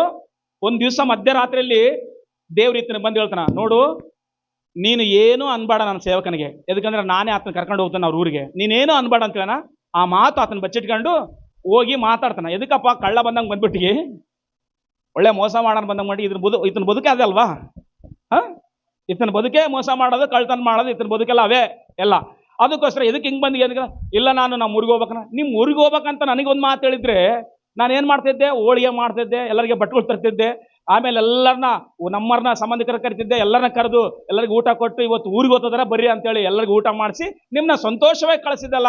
ಎದಕ್ಕೆ ಹಿಂಗೆ ಬಂದಿಗೆ? ಒಳ್ಳೆ ಸೆರೆಮನೆಯಲ್ಲಿ ಹಿಡ್ಕೊಂಬಂದಾರಂತಾರೆ, ಹಿಡ್ಕೊಂಡು ಹೋಗ್ತೀವಿ ನನ್ನ ಮಕ್ಕಳನ್ನ ಮೊಮ್ಮಕ್ಕಳ. ಅಸಲಿ ಅವ್ರ ಹತ್ರ ಮಾತಾಡಿ ಮುದ್ದಿಡಕ್ಕೆ ಬಿಡ್ಲಿಲ್ಲವಲ್ವಾ ಅಂತಂದ ಮಾತು. ಇಲ್ಲ, ನಾನು ಹೋಗ್ಬೇಕು ಅನ್ಕೊಂಡಿನಿ, ನಾನು ಹೋಗಕ್ಕ ಬಂದಿನ ಅಂತಂದ. ಎದುರು ಬಿತ್ತು, ಸ್ವಲ್ಪ ಎದುರು ಬಿದ್ದಾಗ, ಸರಿ ನೀನು ಹೋಗೋದು ಓದ್ತಿ ನಾನೇನು ಇರಂತ ಹೇಳಕ್ಕಲ್ಲ, ಯಾಕಂದ್ರೆ ನಿನ್ನ ಊರಲ್ಲ ಏನೋ ಬಂದಿಗೆ ಋಣ ಇತ್ತು, ನಮ್ಮ ಮಗಳನ್ನ ಕೊಟ್ಟಿನಿ, ಮದುವೆ ಮಾಡೀನಿ, ಹಂಗ ದೇವ್ರು ನಿನ್ನ ಕೂಡ ಆಶೀರ್ವಾದ, ನನ್ನ ಕೂಡ ಆಶೀರ್ವಾದ. ಮತ್ತೆ ಹೋಗೋದು ಹೊತ್ತಿಗೆ ನನ್ನ ಮನೆಯಾಗಿರುವ ವಿಗ್ರಹಗಳನ್ನ ಕದ್ಕೊಂಡು ಹೋದ ಅಂತ ಕೇಳಿದ. ಹಲೋ, ಎಲ್ಲರಿಗೆ ಕಳಿಸತ್ತಮ್ಮ, ಎಲ್ಲರೂ ಗಮನ ಇಟ್ಟು ಕಳಿಸ್ಕೊಡ್ರಿ. ಹೋಗೋದು ಹೋಗ್ತೀವಿ, ಎದಕ್ಕೆ ನನ್ನ ಮನೆಯಲ್ಲಿರುವ ವಿಗ್ರಹಗಳನ್ನ ಕದ್ಕೊಂಡು ಹೋಗ್ತದೆ ಅಂತ ಕೇಳಿದ. ಏನ್ ಮಾಮ ಇಂಥ ಮಾತು ಮಾತಾಡ್ತೀವಿ? ಆ ವಿಗ್ರಹಗಳು ಯಾರ ಹತ್ರ ಸಿಗ್ತಾವ ಅವರು ಸಾಯಿಲ್ಲ ಅಂತಂದ ಮಾತು ಮಾಮನ ಹತ್ರ. ಎದಕ್ಕಂದ್ರೆ ಆತನ ಹೇಳಿದ ಮಾತು, ಅದಕ್ಕಂದ್ರೆ ಕದ್ಕೊಂಡಿದ್ರಲ್ವ ಪಾಪ ಆತ. ಆ ಮಾತು ಹೇಳಲಾರ್ದಂಗ್ರಕ, ಹೌದಾ ಮತ್ತೆ ಚೆಕ್ ಮಾಡ್ಲಾ ಎಲ್ಲ ಅಂತಂದ. ಇದು ದೊಡ್ಡ ಅವಮಾನ. ಇವಾಗ ಮನೆ ಬಗಲಿಗೆ ಗ್ಲಾಸ್ಗಳು, ತಟ್ಟೆಗಳು ಗೊತ್ತಲ್ಲ, ಅವು ಇವು ಇಸ್ಕೊಂತಿರ್ತೀವಿ. ಅವ್ರೇನಂತಾರ, ಮಗಳು ಕಳ್ಸಾರ ಫಸ್ಟ್, ಅವ್ರು ಬರಕಲ್ಲ. ಮಗಳು ಕಳ್ಸಿ ಮನ್ಯಾಗ ಜಾಮ ಇತ್ತು ನೋಡುವ ಅಂತಾರ. ಓದ್ತಾಳ, ಅವತ್ತ ಕೊಟ್ಟಿಲ್ಲ ಅಂತಂತಾಳ ಅಮ್ಮ. ಅವತ್ತ ಕೊಟ್ಟ, ಇಲ್ಲ ಮೊನ್ನೆ ಕೊಟ್ಟಿಲ್ಲ, ಅವತ್ತು ಕೊಟ್ಟಿದ್ದು ಕೊಟ್ಟಾರ, ಮೊನ್ನೆ ಕೊಟ್ಟಿದ್ದು ಕೊಟ್ಟಿಲ್ಲ ಅಂತಾರಂತ. ಆಮೇಲೆ ಸಣ್ಣ ಮಗ ಬರ್ತಾನ, ಆಮೇಲೆ ದೊಡ್ಡ ಮಗ ಬರ್ತಾನ, ಆಮೇಲೆ ಸೊಸೆ ಬರ್ತಾಳ, ಲಾಸ್ಟ್ ಅತ್ತೆ ಬಂದ್ಬಿಡ್ತಾವ ಮಾತು. ಎಲ್ಲ ಚೆಕ್ ಮಾಡೋ ಹೊತ್ನಾಗ ಅದು ಇದು ಫಸ್ಟಿಗೆ ಬಂದಾಗ ರೂಲ್ಸ್ ಚೆನ್ನಾಗಿರ್ತತ. ಹಲೋ, ಫಸ್ಟಿಗೆ ಬಂದಾಗ ರೂಲ್ಸ್ ಚೆನ್ನಾಗಿರ್ತದ ಮಾತು, ಎಲ್ಲ ಗೌರವ ಇರ್ತತ. ಲಾಸ್ಟಿಗೆ ಬಂದಿರೋದು ರೂಲ್ಸ್ ಇರಂಗಿಲ್ಲ, ಅವಾಗೆಲ್ಲ ರೆಗ್ಯುಲೇಷನ್ ಎಲ್ಲ ಆ ತಟ್ಟೆ ತೆಗೆದು ಬಿಸಾಕ್ತಾರೆ, ಈ ತಟ್ಟೆ ತೆಗೆದು ಬಿಸಾಕ್ತಾರೆ, ಅಲ್ಲೇತೋ ಇಲ್ಲೇತೋ ಅಲ್ಲೇತಿಲ್ಲೋ, ಇಲ್ಲೇನಿಲ್ಲಿ ಯಾರ್ದಾರ ಕಂಡಿದ್ಗೆ ಅದು. ಆವಾಗ ಅಲ್ಲೇಯ್ತಾ, ನಾನು ನೋಡ್ಲಿಲ್ಲದ್ರನ್ನ, ನೀನ್ ಎದಕ್ ನೋಡ್ತೀಯಮ್ಮ, ಬಣ್ಣ ಬಡ್ದ್ಬಿಟ್ಟಿಗೆ ಕಾಲೇ ಕಾಣ್ಲಾರ್ದಂಗ ಗೊತ್ತಾಕ್ಬಿಟ್ಟಿಗೆ, ಇನ್ ಹೆಂಗ್ ಕಾಣ್ತದ. ಸೇಮ್ ಹಿಂಗೆ ನಡೀತು. ಅದು ಯಾರ ಹತ್ರ ಸಿಗದಂತ ಅವ್ರು ಸಾಯ್ಲಂತ ಅಂದ ಮಾತು. ಹೌದಾ, ಚೆಕ್ ಮಾಡ್ಕ ಅಂತ ಬರ್ತದ ಮಾತು. ದೊಡ್ಡ ಮಗಳಿಗೂ ಗುಡಾರಕ್ಕೆ ಹೋದ, ದೊಡ್ಡ ಮಗಳದೆಲ್ಲ ರೂಮ್ ಎಲ್ಲ ಚೆಕ್ ಮಾಡ್ದ, ಅವ್ರ ದಾಸಿ ಹತ್ರ ಹೋದ, ಆ ರೂಮ್ ಚೆಕ್ ಮಾಡ್ದ. ಸಣ್ಣ ಮಗಳ ಹತ್ರ ಹೋದ, ಸಣ್ಣ ಮಗಳು ದಾಸಿ ಹತ್ರ ಚೆಕ್ ಮಾಡಿ ಎಲ್ಲ ಚೆಕ್ ಮಾಡ್ದ. ಲಾಸ್ಟ್ ಸಣ್ಣ ಮಗಳ ಹತ್ರ ಬಂದ ಮಾತು. ಸಣ್ಣ ಮಗಳ ಹತ್ರ ಬಂದು ಎಲ್ಲ ಚೆಕ್ ಮಾಡ್ತಾನ. ಆ ಗೊಂಟಿನಾಗ ಬಚ್ಚಿಟ್ಟು ಆ ತಾಯಿ ಗೊಂಟಿನ ಮೇಲೆ ಸುಮ್ಮನೆ ಕೂತ್ಕೊಂಡ್ಬಿಟ್ಟ ಮಾತು. ಅವ್ರ ಅಪ್ಪ ಎಲ್ಲ ಚೆಕ್ ಮಾಡ್ತಾನೆ, ನೋಡ್ಕ ಅಂತದ ಮಾತು. ಇನ್ನ ಆತ ಚೆಕ್ ಮಾಡ್ತಾನ. ಯಪ್ಪ ಅಂದ್ಲು. ಏನಮ್ಮ ಅಂದ. ನಾನು ನಿನ್ನ ಮುಂದೆ ಎದ್ದು ನಿಂತ್ಕೊಂಡು ನಿಲ್ಲಾರ್ದೆ ಹೋದ್ರೆ ನೀನ್ ಏನ್ ಅನ್ಕಬೇಡ ಅಂತಂದ್ಲು. ಎದಕ್ಕಮ್ಮ ಅಂದ. ನಾನು ಮುಟ್ಟಾಗಿನ ಅಂತಂದ್ಲು. ಗೊಂಟಿನಾಗ ಬಂಗಾರ ವಿಗ್ರಹಗಳು ಬಚ್ಚಿಟ್ಟು ಅದ್ರ ಮೇಲೆ ಈ ಪುಣ್ಯಾತ್ಗೀತ್ ಏನ್ ಮಾಡಳ, ಕೂತ್ಕೊಂಡ್ಬಿಟ್ಟಾಳ. ಮಾತ್ ನೋಡಿ ಹೆಂಗಟ, ನಾನು ನಿನ್ನ ಮುಂದೆ ಎದ್ದು ನಿಂತ್ಕೊಳ್ಳಾರ್ದೆ ನೀನ್ ಏನ್ ಅನ್ಕಬೇಡ ಅಂತಾಳಂತ. ಅಂದ್ರೆ ನಾನು ಅಮ್ಮ ಇದನ್ನ ಕೂಡ ಚೆಕ್ ಮಾಡ್ತೀನಿ ತಯ್ಯಮ್ಮ, ಸ್ವಲ್ಪ ಸರ್ಕಂದ್ರ ನಾನು ಎದ್ದಾಳಕ್ಕಲ್ಲ. ಎದಕ್ಕಂದ್ರೆ ನಾನು ಏನಾಗಿನಂತಂದ್ರೆ ಅಮ್ಮ, ಬೈಬಲ್ ಓದ್ರಿ ಇವಾಗ. ಆದಿಕಾಂಡ ತೆಗಿರಿ, ಆದಿಕಾಂಡ 31ನೇ ಅಧ್ಯಾಯ, 31ನೇ ಅಧ್ಯಾಯ 32ನೇ ವಚನ ಓದಪ್ಪ. 31, 32 ಓದಪ್ಪ. ನಿನ್ನ ದೇವರುಗಳು ಯಾರ ಬಳಿಯಲ್ಲಿ ಸಿಕ್ಕುತ್ತವೆಯೋ, ಯಾರ ಬಳಿಯಲ್ಲಿ ಸಿಗ್ತಾವೋ ಅವನು ಸಾಯಲಿ, ಅವರು ಸಾಯ್ಲಿ ಅಂತಂದ ಮಾತಾತ.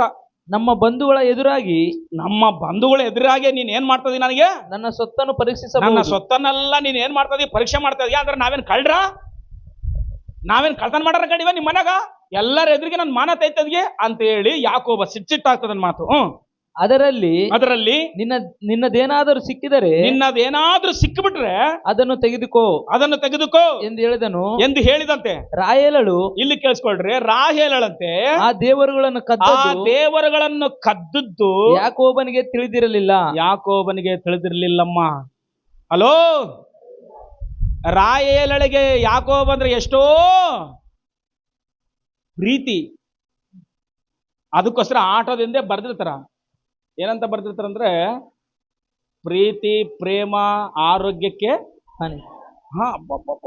ಏನ್ ಕವನಗಳ್ರ ಅಸಲಿ.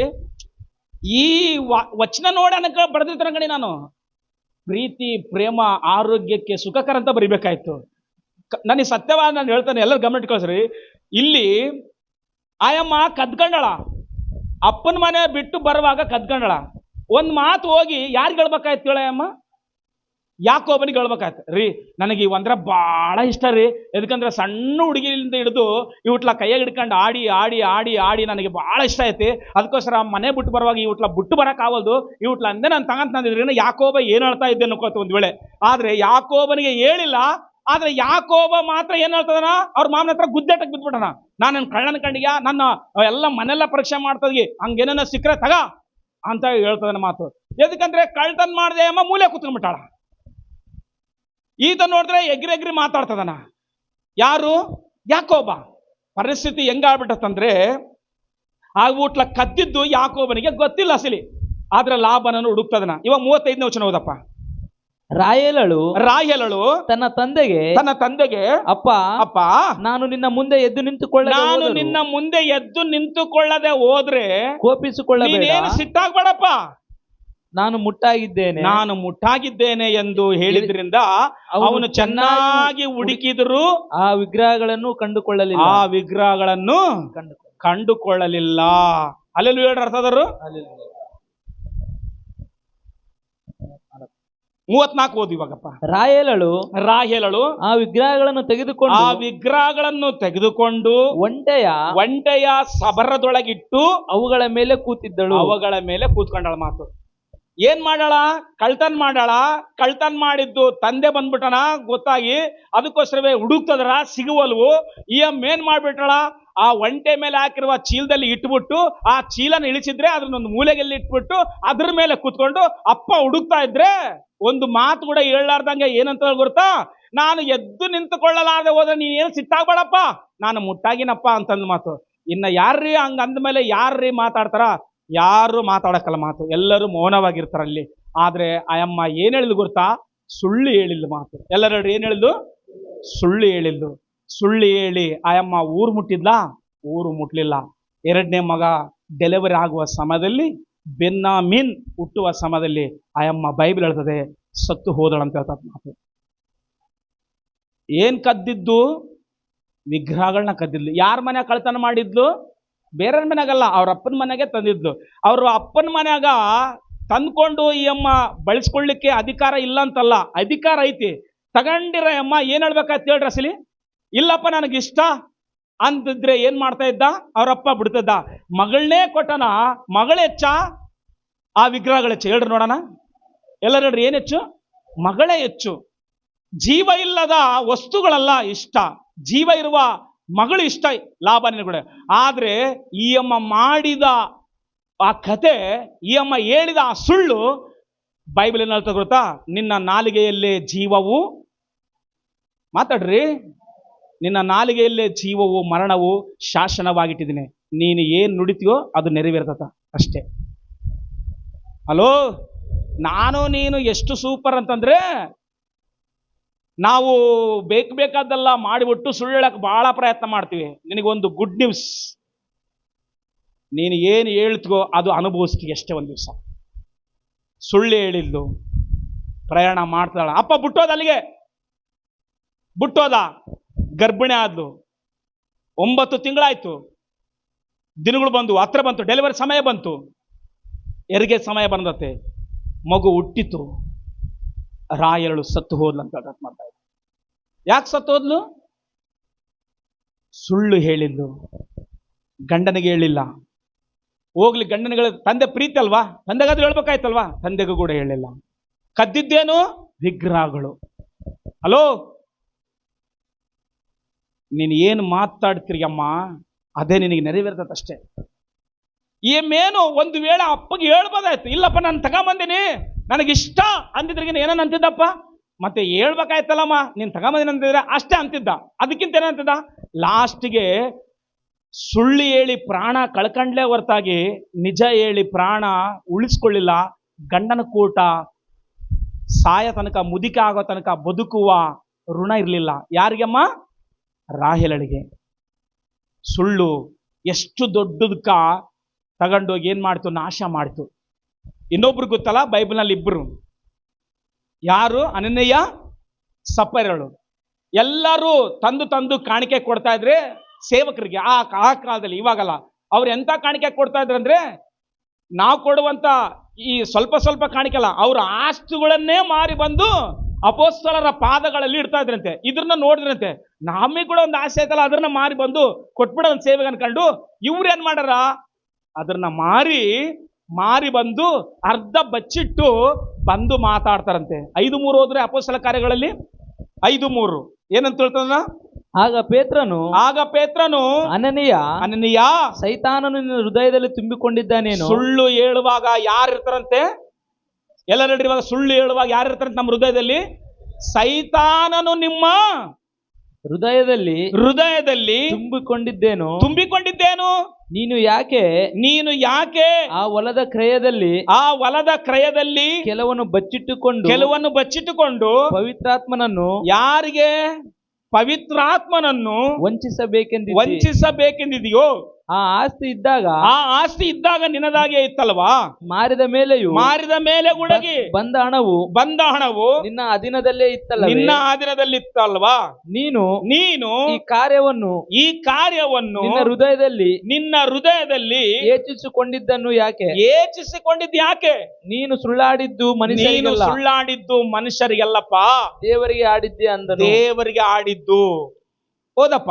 ಈ ಮಾತುಗಳನ್ನು ಅನನೀಯನು ಕೇಳಿದ ಕೂಡಲೇ ಬಿದ್ದು ಪ್ರಾಣ ಬಿಟ್ಟನು.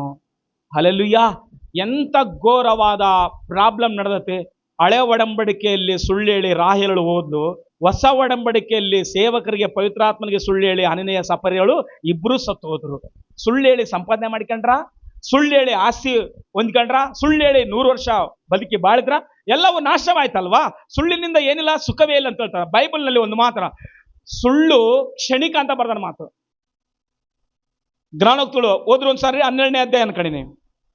ಜ್ಞಾನೋಕ್ತಳು ಏನಂತ ಹೇಳಿ, ಸುಳ್ಳು ಕ್ಷಣಿಕ ಅಂತೆ. 12:19 ಹೋದ್ರಿ. ಸತ್ಯದ ತುಟಿ ಶಾಶ್ವತ, ಸುಳ್ಳಿನ ನಾಲಿಗೆ ಕ್ಷಣಿಕ. ಅಂದ್ರೆ ಏನು? ಒಂದು ಕ್ಷಣಕ್ಕ, ಒಂದು ಸ್ವಲ್ಪಕ್ಕ ಸುಳ್ಳು ಹೇಳ್ಬಿಟ್ಟಲ್ಲ, ನೀನೇನು ಅನುಭವಿಸ್ತೀಯ ಸಲಿ. ಸುಳ್ಳು ಕ್ಷಣಿಕ ಅಂತ ಏನು ಮಾತು, ಆದ್ರೆ ಸತ್ಯದ ತುಟಿ ಶಾಶ್ವತವಂತೆ. ಅಂದ್ರೆ 100 ಕಾಲು ಬದುಕಿ ಬಾಳುವಂತ ರಾಹೇಲಳು ಸುಳ್ಳೇಳಿ ಕ್ಷಣಿಕಕ್ಕ, ಸುಳ್ಳೇಳಿ ಆ ವಿಗ್ರಹಗಳಿಗೆ, ಸುಳ್ಳೇಳಿ ಆ ಬಂಗಾರಕ್ಕ ಏನಾದ್ಲೇ ಅಮ್ಮ? ಸತ್ತು ಹೋದ್ಲು. ಮಾತು ಕ್ಷಣಿಕ ಅಷ್ಟೇ, ಸುಖ ಅಷ್ಟೇ ಅದು. ನೀನೇನು ಸುಳ್ಳೇಳಿ ನೀನು ಕೋಟೆ ಕಟ್ಟಿದ್ಬಿಡಾಗಿ ಕೋಟೆ ಬಿದ್ದೋತ, ಸತ್ಯದಲ್ಲಿ ನೀನು ಗುಡಿಸಿನಲ್ಲಿ ದೂಡ, ನಿನ್ನ ಗುಡಿಸಲು ದೇವರ ಆಶೀರ್ವಾದ ಮಾಡ್ತಾನೆ. ಮಾತು ಕೋಟೆಯಲ್ಲಿ ಇದ್ದು ನೀನು ಸುಳ್ಳು ಹೇಳಿಕೆ ಅಂತಿದ್ರೆ ಅದು ನಾಶವಾಗ್ತದೆ. ಗೊತ್ತಾ ನಿನಗೆ? ಸುಳ್ಳು ಕ್ಷಣಿಕ ಅಂತ ಹೇಳ, ಸತ್ಯದ ತುಟಿ ಏನಂತ ಹೇಳಪ್ಪ? ಶಾಶ್ವತವಂತ ಅನ್ಬಿಟ್ಟು. ಅದಕ್ಕೋಸ್ಕರವೇ ಸುಳ್ಳು ಹೇಳಿ ಸಂಪಾದನೆ ಮಾಡುವಂಥದ್ದು ಏನಿಲ್ಲ ಸಿಲಿ. ಆದ್ರೆ ಸತ್ಯದಲ್ಲಿ ಏನೈತಿ, ನಿಜ ಐತಿ. ನಾವು ಕೆಲವು ಸಾರಿ ಅರಿಕೆ ಮಾಡಿಕೊಳ್ತಂತೆ. 23 ಓದು ಧರ್ಮೋಪದೇಶ ಕಾಂಡ ಏನಂತೋತನ, 23 ವಚನ. ಇನ್ನೊಬ್ರು ಕೆಲವರು ಪ್ರಸಂಗಿ 5:4 ಓದ್ರಿ. ಧರ್ಮೋಪದೇಶ ಕಾಂಡ 23 ಓದಪ್ಪ. ಆದರೆ ಬಾಯಿಂದ ನುಡಿದಿದ್ದನ್ನು ನೆರವೇರಿಸಲೇಬೇಕು. ನಿಮ್ಮ ದೇವರಾದ ಯೆಹೋವನಿಗೆ ಬಾಯಿಂದ ಅರಿಕೆ ಮಾಡಿಕೊಂಡಂತೆ ಅದನ್ನು ಒಪ್ಪಿಸಿ ಬಿಡಬೇಕು. ನೀನು ಏನನ್ನ ಬಾಯಿ ತೆರೆದು ಅರಿಕೆ ಮಾಡಿಕೊಂಡಿ ಅನ್ಕ ಅದನ್ನೇನ್ ಮಾಡಿಬಿಡ್ಬೇಕಂತಮ್ಮ? ಒಪ್ಪಿಸ್ಬೇಕಂತೆ. ಇಲ್ಲ ಹೋದ್ರೆ ನೀನು ಬಾಯಿ ತೆರೆದು ಹೇಳಿಗೆ, ನಾನು ದೇವ್ರಿಗೆ ಇಂಥದ್ದು ಕೊಡ್ತೀನಿ, ನನ್ನ ದೇವ್ರಿಗೆ ನನ್ನ ಮಗನ ಕೊಟ್ಬಿಡ್ತೀನಿ ಸೇವೆಗೆ, ನನ್ನ ದೇವ್ರಿಗೆ ನನ್ನ ಮೊದಲನೇ ಮಗಳನ್ನ ಕೊಟ್ಬಿಡ್ತೀನಿ, ನನ್ನ ದೇವ್ರಿಗೆ ನನ್ನ ಮೊದಲನೇದು ಕೊಟ್ಬಿಡ್ತೀನಿ ಅಂತೇಳಿ ಅರಿಕೆ ಮಾಡ್ಕೊಂಡ್ಬಿಡ್ತೀವಲ್ಲ, ಅರಿಕೆ ಮಾಡ್ಕೊಂಡ್ಮೇಲೆ ಅದನ್ನ ನೆರವೇರಿಸ್ಬೇಕಂತೆ. ಒಂದು ವೇಳೆ ಅರಿಕೆ ಮಾಡಿಕೊಳ್ಳೋದಕ್ಕಿಂತ ಮೊದಲೇ ಆಲೋಚನೆ ಮಾಡ್ಬೇಕಂತೆ. ಪ್ರಸಂಗಿ ಓದಪ್ಪ, ಇವಾಗ ಏನಂತ ಹೇಳ್ತಾನ? 5:4. ನೀನು ದೇವರಿಗೆ ಅರಿಕೆಯನ್ನು ಕಟ್ಟಿದ್ದರೆ, ನೀನು ದೇವರಿಗೆ ಅರಿಕೆಯನ್ನು ಕಟ್ಟಿದ್ರೆ ಅದನ್ನು ತೀರಿಸಲು, ಅದನ್ನು ಕೊಡಲು, ಅದನ್ನ ತೀರ್ಸಕ ನೀನ್ ಏನ್ ಮಾಡಬೇಡ, ಇಂದು ತಡ ಮಾಡಬೇಡ. ಇವಾಗ ಬೈಬಲ್ ನಲ್ಲಿ ಒಬ್ಬ ಸ್ತ್ರೀಯದಳ ಮಾತು ಬಂದು ಕುತ್ಕೊಂಡು ಅಳ್ತಾ ಇದ್ದಾಳ 10 ಚೆನ್ನಾಗಿ ಪ್ರಾರ್ಥನೆ ಮಾಡ್ಲಿ. ಯಾರಮ್ಮಯ್ಯಮ್ಮ? ಎಲ್ಲರೂ ಹೇಳ್ರಿ, ಯಾರಮ್ಮಯ್ಯಮ್ಮ? ಜೋರ ಹೇಳ್ರಿ. ಅನ್ನಳು ಬಂದು ಕುತ್ಕೊಂಡು 10 ಪ್ರಾರ್ಥನೆ ಮಾಡಿದ್ಲು. ಸೇವಕ ಕೇಳ್ದ, ನಿನ್ನ ಪ್ರಾರ್ಥನೆ ಕೇಳಲ್ಲಮ್ಮ, ದೇವ್ರು ಕೇಳಲಿ, ನಿನಗೆ ಕೊಡ್ಲಿ ಒಂದು ಮಗನಂದ. ಆಮೇಲೆ ಏನಾಯ್ತು, ಮನೆಗೆ ಹೋದ್ಲು, ಗರ್ಭಿಣಿ ಆದ್ಲಂತೆ. ಗರ್ಭಿಣಿ ಆದ್ಮೇಲೆ 1 ವರ್ಷ ಆದ್ಮೇಲೆ ಒಂದು ಮಗು ಹುಟ್ಟಿದೆ ಅಮ್ಗ. ಆ ಮಗು ಹುಟ್ಟಿ 3 ವರ್ಷ ಆದ್ಮೇಲೆ ಮಗನ ಕರ್ಕೊಂಡು ಬಂದು ಬೇಗ ಬಂದ್ಲಂತೆ. ಬಹಳ ವರ್ಷ ಆದ್ಮೇಲೆ ಮಗ ಹುಟ್ಟೆ ನನಗೆ, ಇವಾಗ ನಾನು ದೇವರಾಲಯಕ್ಕೆ ಹೋದ್ರೆ ಮಗನ ಅಲ್ಲೇ ಬಿಟ್ಟು ಬರ್ಬೇಕು, ಈ ವರ್ಷ ಬೇಡ ಬಿಡು ಅಂತ ಅನ್ಕೊಳ್ಳಿಲ್ಲಂತೆ. ಬಾಯಿಂದ ಅರಿಕೆ ಮಾಡಿಕೊಂಡಿದ್ದು ಬೇಗ ನೆರವೇರಿಸ್ಬೇಕಂತೆ. ಕೈ ಎತ್ತಿ ಎಲ್ಲರೂ ಜೋರಲ್ಲಿ ಹೇಳ್ರಿ. ಇವಾಗ ಅನ್ನೋಳು ಏನ್ ಮಾಡಾಳ ನೋಡಪ್ಪ, ಮಗು ಬೇಕಂತೇಳಿ ನಾನು ಎಲ್ಲರಿಗೆ ಎತ್ಕೊಂಡು ನೋಡ್ಸಕ್ಕಲ್ಲ ಪ್ರಪಂಚಕ್ಕ, ಆದ್ರೆ ನನ್ನನ್ನು ಬಂಜೆ ಅನ್ನಬಾರ್ದು ಯಾರು, ಅದಕ್ಕೋಸ್ಕರ ನನಗೆ ಮಗು ಬೇಕು. ಮಗು ಹುಟ್ಟಿದ್ರಿಗಿನ ನಿನ್ನ ಮಂದಿರದಲ್ಲೇ ಬಿಟ್ಟೋತ್ ನಾನು. ಅದು ಬಾಯಿಂದ ಅರಿಕೆ ಮಾಡ್ಕೊಂಡಿದ್ದೆ ಅಮ್ಮ. ಹೆಸರ್ನು ನನಗೆ ಮಗು ಬೇಕಂತೇಳಿ ಕೇಳಿಕೊಳ್ಳೋದು ಎಲ್ಲರಿಗೆ. ನೋಡ್ರಿ ನನ್ನ ಮಗ ಹೆಂಗದನ, ನನ್ನ ಮಗಳ ಹೆಂಗದಳ, ನನ್ನ ಹಂಗದನ, ನಮ್ಮ ಅಮ್ಮನ ಹಂಗದ, ನಮ್ಮ ಅಪ್ಪನ ಹಂಗದ, ನಮ್ಮ ತಾತ ಹಂಗದ ನೋಡ್ಸಕ್ಕಲ್ಲ ನನಗೆ ಬೇಕಾರದು. ಜನರು ನನ್ನನ್ನು ಬಂಜೆ ಅನ್ನಬಾರ್ದು, ಆ ಮಾತು ಕೇಳಿಸ್ಕೊಳ್ಳಿಕ್ಕೆ ನನಗೆ ಇಷ್ಟ ಇಲ್ಲ. ಅದಕ್ಕೋಸ್ಕರ ಒಂದು ಮಗು ನನಗೆ ಕೊಡು, ಆ ಮಗುನ ನಿನ್ನ ಮಂದಿರದಲ್ಲಿ ಬಿಟ್ಟೋತ್ ನನ್ನದು ಅಷ್ಟೇ. ದೇವರು ಕೊಟ್ಟಷ್ಟೇ. ಹಲ್ಲೆಲೂಯಾ. ಕೊಟ್ಟಂತ ದೇವ್ರಿಗೆ ಏನ್ ಮಾಡ್ಲು ಗೊತ್ತಾ? 3 ವರ್ಷ ತಕನ ಆಯಮ್ಮನ ಹತ್ರ ಇಟ್ಕೊಂಡು ಸಾಕಿದ್ಲು ಮಗುನ. 3 ವರ್ಷ ಆದ್ಮೇಲೆ ಬಂದು ನಿಂತ್ಕೊಂಡ್ಲು. ಯಾರಮ್ಮ ನೀನು ಅಂತ ಕೇಳ್ದ. ಒಂದು ಕಾಲದಲ್ಲಿ ಅಳ್ತಾ ಕೂತ್ಕೊಂಡಿದ್ದಲ್ಲ ಆ ಸೇವಕಿ ನಾನೇ. ಏನಮ್ಮ? ನನ್ನ ಮಗನ ನಿನ್ನ ಮಂದಿರದಲ್ಲಿ ಬಿಟ್ಟು ಅಂತ. ಹಲ್ಲೆಲೂಯಾ.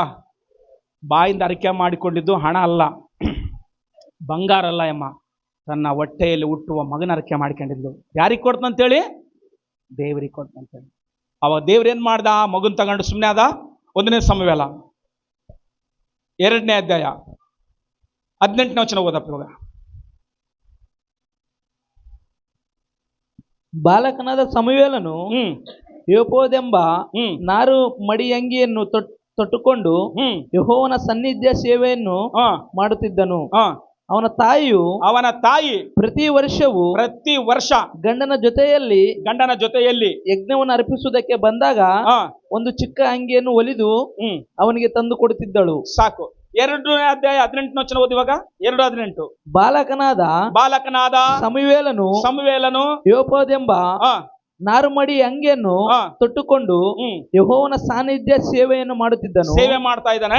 ಅವನ ತಾಯಿ ಪ್ರತಿ ವರ್ಷ ಗಂಡನ ಜೊತೆಯಲ್ಲಿ ಯಜ್ಞವನ್ನು ಅರ್ಪಿಸುವುದಕ್ಕೆ ಬಂದಾಗಲ್ಲ ಒಂದು ಚಿಕ್ಕ ಅಂಗಿಯನ್ನು ಹೊಲಿದು ಅವನಿಗೆ ತಂದು ಕೊಡುತ್ತಿದ್ದಳು. ಎಲಿಯು ನೋಡ್ತದನ, ಅದನ್ನೆಲ್ಲ ನೋಡ್ತಾನ ಪ್ರತಿ ವರ್ಷ ಬರೋದು. ಎಲ್ಕಾನನಿಗೆ, ಇಲ್ಲಿ ಕೇಳಿಸ್ಕೊಳ್ರಿ, ನೀನು ಎದಕ್ಕಂದ್ರೆ ಇಲ್ಲಿ ಸ್ವಲ್ಪ ಇರಪ್ಪ, ಎದಕ್ಕಂದ್ರೆ ಹುಟ್ಟಿದ್ದು ಒಂದೇ ಮಗ ಎಮ್ಮ. ಆ ಹುಟ್ಟಿದ್ದು ಒಂದು ಮಗನ ಕೂಡ ತಂದೆ ಎಲ್ಲಿ ಬಿಟ್ಬಿಟ್ಟಾಳೆ ಅಮ್ಮ? ಎಲ್ಲರೂ ಹೇಳ್ರಿ. ದೇವರ ಸನ್ನಿಧಾನದಲ್ಲಿ ಬಿಟ್ಟಾಳ. ಎದಕ್ಕೂ ಗುರುತಾ? ಕೆಲವು ಸಾರಿ ಹೆಂಡತಿಯ ಮಕ್ಕಳಾದ್ಮೇಲೆ ಗಂಡನನ್ನು ಸ್ವಲ್ಪ ದೂರ ಇಡ್ಲಿಕ್ಕೆ ಪ್ರಯತ್ನ ಮಾಡ್ತಾಳೆ ಹೊರತಾಗಿ ಮಕ್ಕಳನ್ನ ಮಾತ್ರ ದೂರ ಮಾಡ್ಲಿಕ್ಕೆ ಪ್ರಯತ್ನ ಮಾಡಕ್ ಮಕ್ಕಳ. ಇದು ಸ್ತ್ರೀಯರಿಗೆ ಗೊತ್ತು ಅಂತ ನನ್ನ ಅನಿಸ್ತೇನೆ. ಅಂದ್ರೆ ದೊಡ್ಡರಾಗಿ ಮದುವೆ ಆಗಿ ಅವ್ರಿಗೆ ಮಕ್ಕಳಾದಾಗ ಅವ್ರನ್ನ ಎಲ್ಲಿಗೋ ಹೋಗೋರ್ನ ಕರ್ಕೊಂಬಂದು ಹತ್ರ ಇಟ್ಕೊಳ್ಳೋದಲ್ಲ ನಾನು ಹೇಳ್ತಿರೋದು. ಹುಟ್ಟಿದ ಮಗು 2 ವರ್ಷ 3 ವರ್ಷ ಆದ್ಮೇಲೆ ಆ ಮಗುಗೆ ಬಟ್ಟೆ ಉಡಿಸೋದಾಗ್ಲಿ, ಸ್ನಾನ ಮಾಡಿಸೋದಾಗ್ಲಿ, 1-2 ನೋಡೋದಾಗ್ಲಿ ಯಾರ ಬಾಧ್ಯತಮ್ಮ? ತಾಯಿ ಬಾಧ್ಯತಲ್ಲ. ಅಂತ ಪರಿಸ್ಥಿತಿಯಲ್ಲಿ ತಗೊಂಡೋಗಿ ಮಗುನ ಎಲ್ಲಿ ಬಿಟ್ಟಾಳಮ್ಮ? ದೇವರ ಮಂದಿರದಲ್ಲಿ ಬಿಟ್ಟಾಳ. ಇವಾಗ ಹೋಗದೆ ವರ್ಷಕ್ಕ ಒಂದ್ಸಾರಿ ಓದಂಗಲ್ಲ, ಬರೇ ಕೈಲೇ ಹೋಗಂಗಿಲ್ಲ. ಒಂದು ಸಣ್ಣದ ಅಂಗಿ ಹೊಲಿಸ್ಕೊಂಡು ಓದ್ತಾಳಂತೆ. ಹೋಗಿ ಮಾತಾಡ್ಸಳ ಮಾತು, ಸಮುವೇಲ ಅಂತಾಳ. ಅವಾಗ ಅಂದುಕೊಳ್ಳೆ ಸಮುವೇಲ ಬಂದು ತಾಯಿ ಹತ್ರ ಕೂತಂತನ. ಎಷ್ಟೊತ್ತು ಕೂತಂತನ? 1 ದಿವಸ ಇರ್ತಾರೆ, 2 ದಿವಸ ಇರ್ತದೆ, ಹಬ್ಬ ಮುಗಿದೋದತ್ತೆ, 6 ದಿನ ಮುಗಿದೋದತ್ತೆ, ಯಜ್ಞ ಸಮರ್ಪಣದ. ಹೋಗುವಾಗ ಎಷ್ಟು ಬಾಧೆ ಇರ್ಬೋದು ಅನ್ಸಾಲಿ. ಆಲೋಚನೆ ಮಾಡಿ. ಹೋಗುವಾಗ ಮಗನ್ ಬಿಟ್ಟು ಎಲ್ಲಿ ಬಿಟ್ಟು ಹೋಗ್ತದಳ? ಪ್ರತಿ ವರ್ಷ ನೋಡ್ತದನಂತೆ. ಯಾರು ನೋಡ್ತಾರ ಗೊತ್ತಾ? ಸೇವಕ ನೋಡ್ತಾನ. ಅಮ್ಮ ನಿನ್ ಬರ್ತದಿಗೆ ಮಗನ ಹತ್ರ ಸ್ವಲ್ಪ ಕುತ್ಕೊಂತಿ, ವರ್ಷದಾಗ ಒಂದ್ಸಾರಿ ಬರ್ತದಿಗೆ ನೋಡ್ತದಿಗೆ ಎಂದು ಕೂತದಿಗೆ. ಆದ್ರೆ ಒಂದು ಮಗನು ಕೊಟ್ಟಿದ್ದಕ್ಕೆ ದೇವ್ರಿಗೆ ಕೊಟ್ಟಿಯಲ್ಲ. ನಿನ್ನ ಬಾಧೆ, ನಿನ್ನ ವೇದನೆ, ನಿನ್ನ ನೋವು ದೇವ್ರು ನೋಡೋಣ, ಅದಕ್ಕೋಸ್ಕರ ನಿನಗೆ ಮತ್ತೆ ಮಕ್ಕಳು ಕೊಡ್ಲಮ್ಮ ಅಂತಂದಂತೆ. ಮುಂದಕ್ಕೆ ಓದುವಾಗ ಏಲಿಯು ಎಲ್ಕಾನನಿಗೆ ನೀನು ಯೆಹೋವನಿಗೆ ಯೆಹೋವನಿಗೆ ನಿನ್ನ ಮಗನ ಒಪ್ಪಿಸ್ಬಿಟ್ಟಿಯಲ್ಲ, ಬದಲಾಗಿ ಆತನು ಈ ಸ್ತ್ರೀಯಿಂದ ನಿನಗೆ ಬೇರೆ ಮಕ್ಕಳನ್ನು ಕೊಡಲಿ ಎಂದು ಹೇಳಿ ಅವನನ್ನು ಅವನ ಹೆಂಡತಿಯನ್ನು ಆಶೀರ್ವಾದಿಸುತ್ತಿದ್ದನು. ಅನಂತರ ಅವರು ತಿರುಗಿ ಸ್ಥಳಕ್ಕೆ ಹೋಗ್ತಿದ್ರು. ಯೆಹೋವನವರನ್ನು ಕಟಾಕ್ಷಿಸಿದ್ರಿಂದ ಅನ್ನಳಿಗೆ 3 ಮಂದಿ ಗಂಡು ಮಕ್ಕಳು, 2 ಹೆಣ್ಣು ಮಕ್ಕಳು ಆದರು. ಆದ್ರೆ ಸಮುವೇಲ ಆದ್ರೆ ಎಲ್ಲದನ? ಯೆಹೋವನ ಸನ್ನಿಧಿಯಲ್ಲಿ ದೊಡ್ಡವನಾದನು. ಎಲ್ಲರೂ ಗಟ್ಟಿಯಾಗಿ ಕೈ ತಲೆಯಲ್ಲಿ ಹೇಳ, ಜೋರ ಹೇಳೋಣ ಎಲ್ಲರೂ. ನೀನು ಬಾಯಿಂದ ಏನ್ ಮಾತಾಡ್ತೀವೋ ಅದು ಮಾಡಷ್ಟೇ. ದೇವರು ನಿನ್ನ ಪ್ರಾರ್ಥನೆ ಕೇಳ್ತಾನಷ್ಟೇ. ಹಲ್ಲೆಲೂಯಾ. ಕೊಟ್ಟಿದ್ದು ಒಂದು ಮಗನ ಅಷ್ಟೇ ಅಲ್ಲವಾ? ಮತ್ತೆ ದೇವರಾಯಮ್ಮನ ಗರ್ಭದಲ್ಲಿ ಎಷ್ಟು ಮಕ್ಕಳನ್ನ ಕೊಟ್ಟನ? 3 ಜನ ಗಂಡು ಮಕ್ಕಳನ್ನ, ಹೌದಲ್ಲಪ್ಪ, 2 ಹೆಣ್ಮಕ್ಕಳನ್ನ. ಮನೆ ತುಂಬ ಮಕ್ಕಳನ್ನ ಕೊಟ್ಬಿಟ್ಟ ದೇವರು. ಚಪ್ಪಾಳೆ ತಟ್ರು ಜೋರ. ಕೊಟ್ಟಿದ್ದು ಒಂದೇ ದೇವರಿಗೆ. ಮನುಷ್ಯರ ಆಲೋಚನೆಯಿಂದ ಇರಬೇಡ ದೇವ್ರ ಸನ್ನಿಧಾನದಲ್ಲಿ, ಪರಿಶುದ್ಧಾತ್ಮನ ಆಲೋಚನೆಯಿಂದ ಇರು. ದೇವ್ರ ನಿನ್ನೊಟ್ಟಿಗೆ ಮಾತಾಡ್ತಾನೆ. ಹಲ್ಲೆಲೂಯಾ. ಮನುಷ್ಯರ ಆಲೋಚನೆ ಮರ್ತ್ಕೊಂಡು ಹೋಗ್ತಾರೆ, ದೇವರ ಆಲೋಚನೆ ನೆರವೇರ್ತಾರೆ ಅಷ್ಟೇ. ಕೊಟ್ಟಿದ್ದು ಒಂದೇ ಮಗನಲ್ವಾ?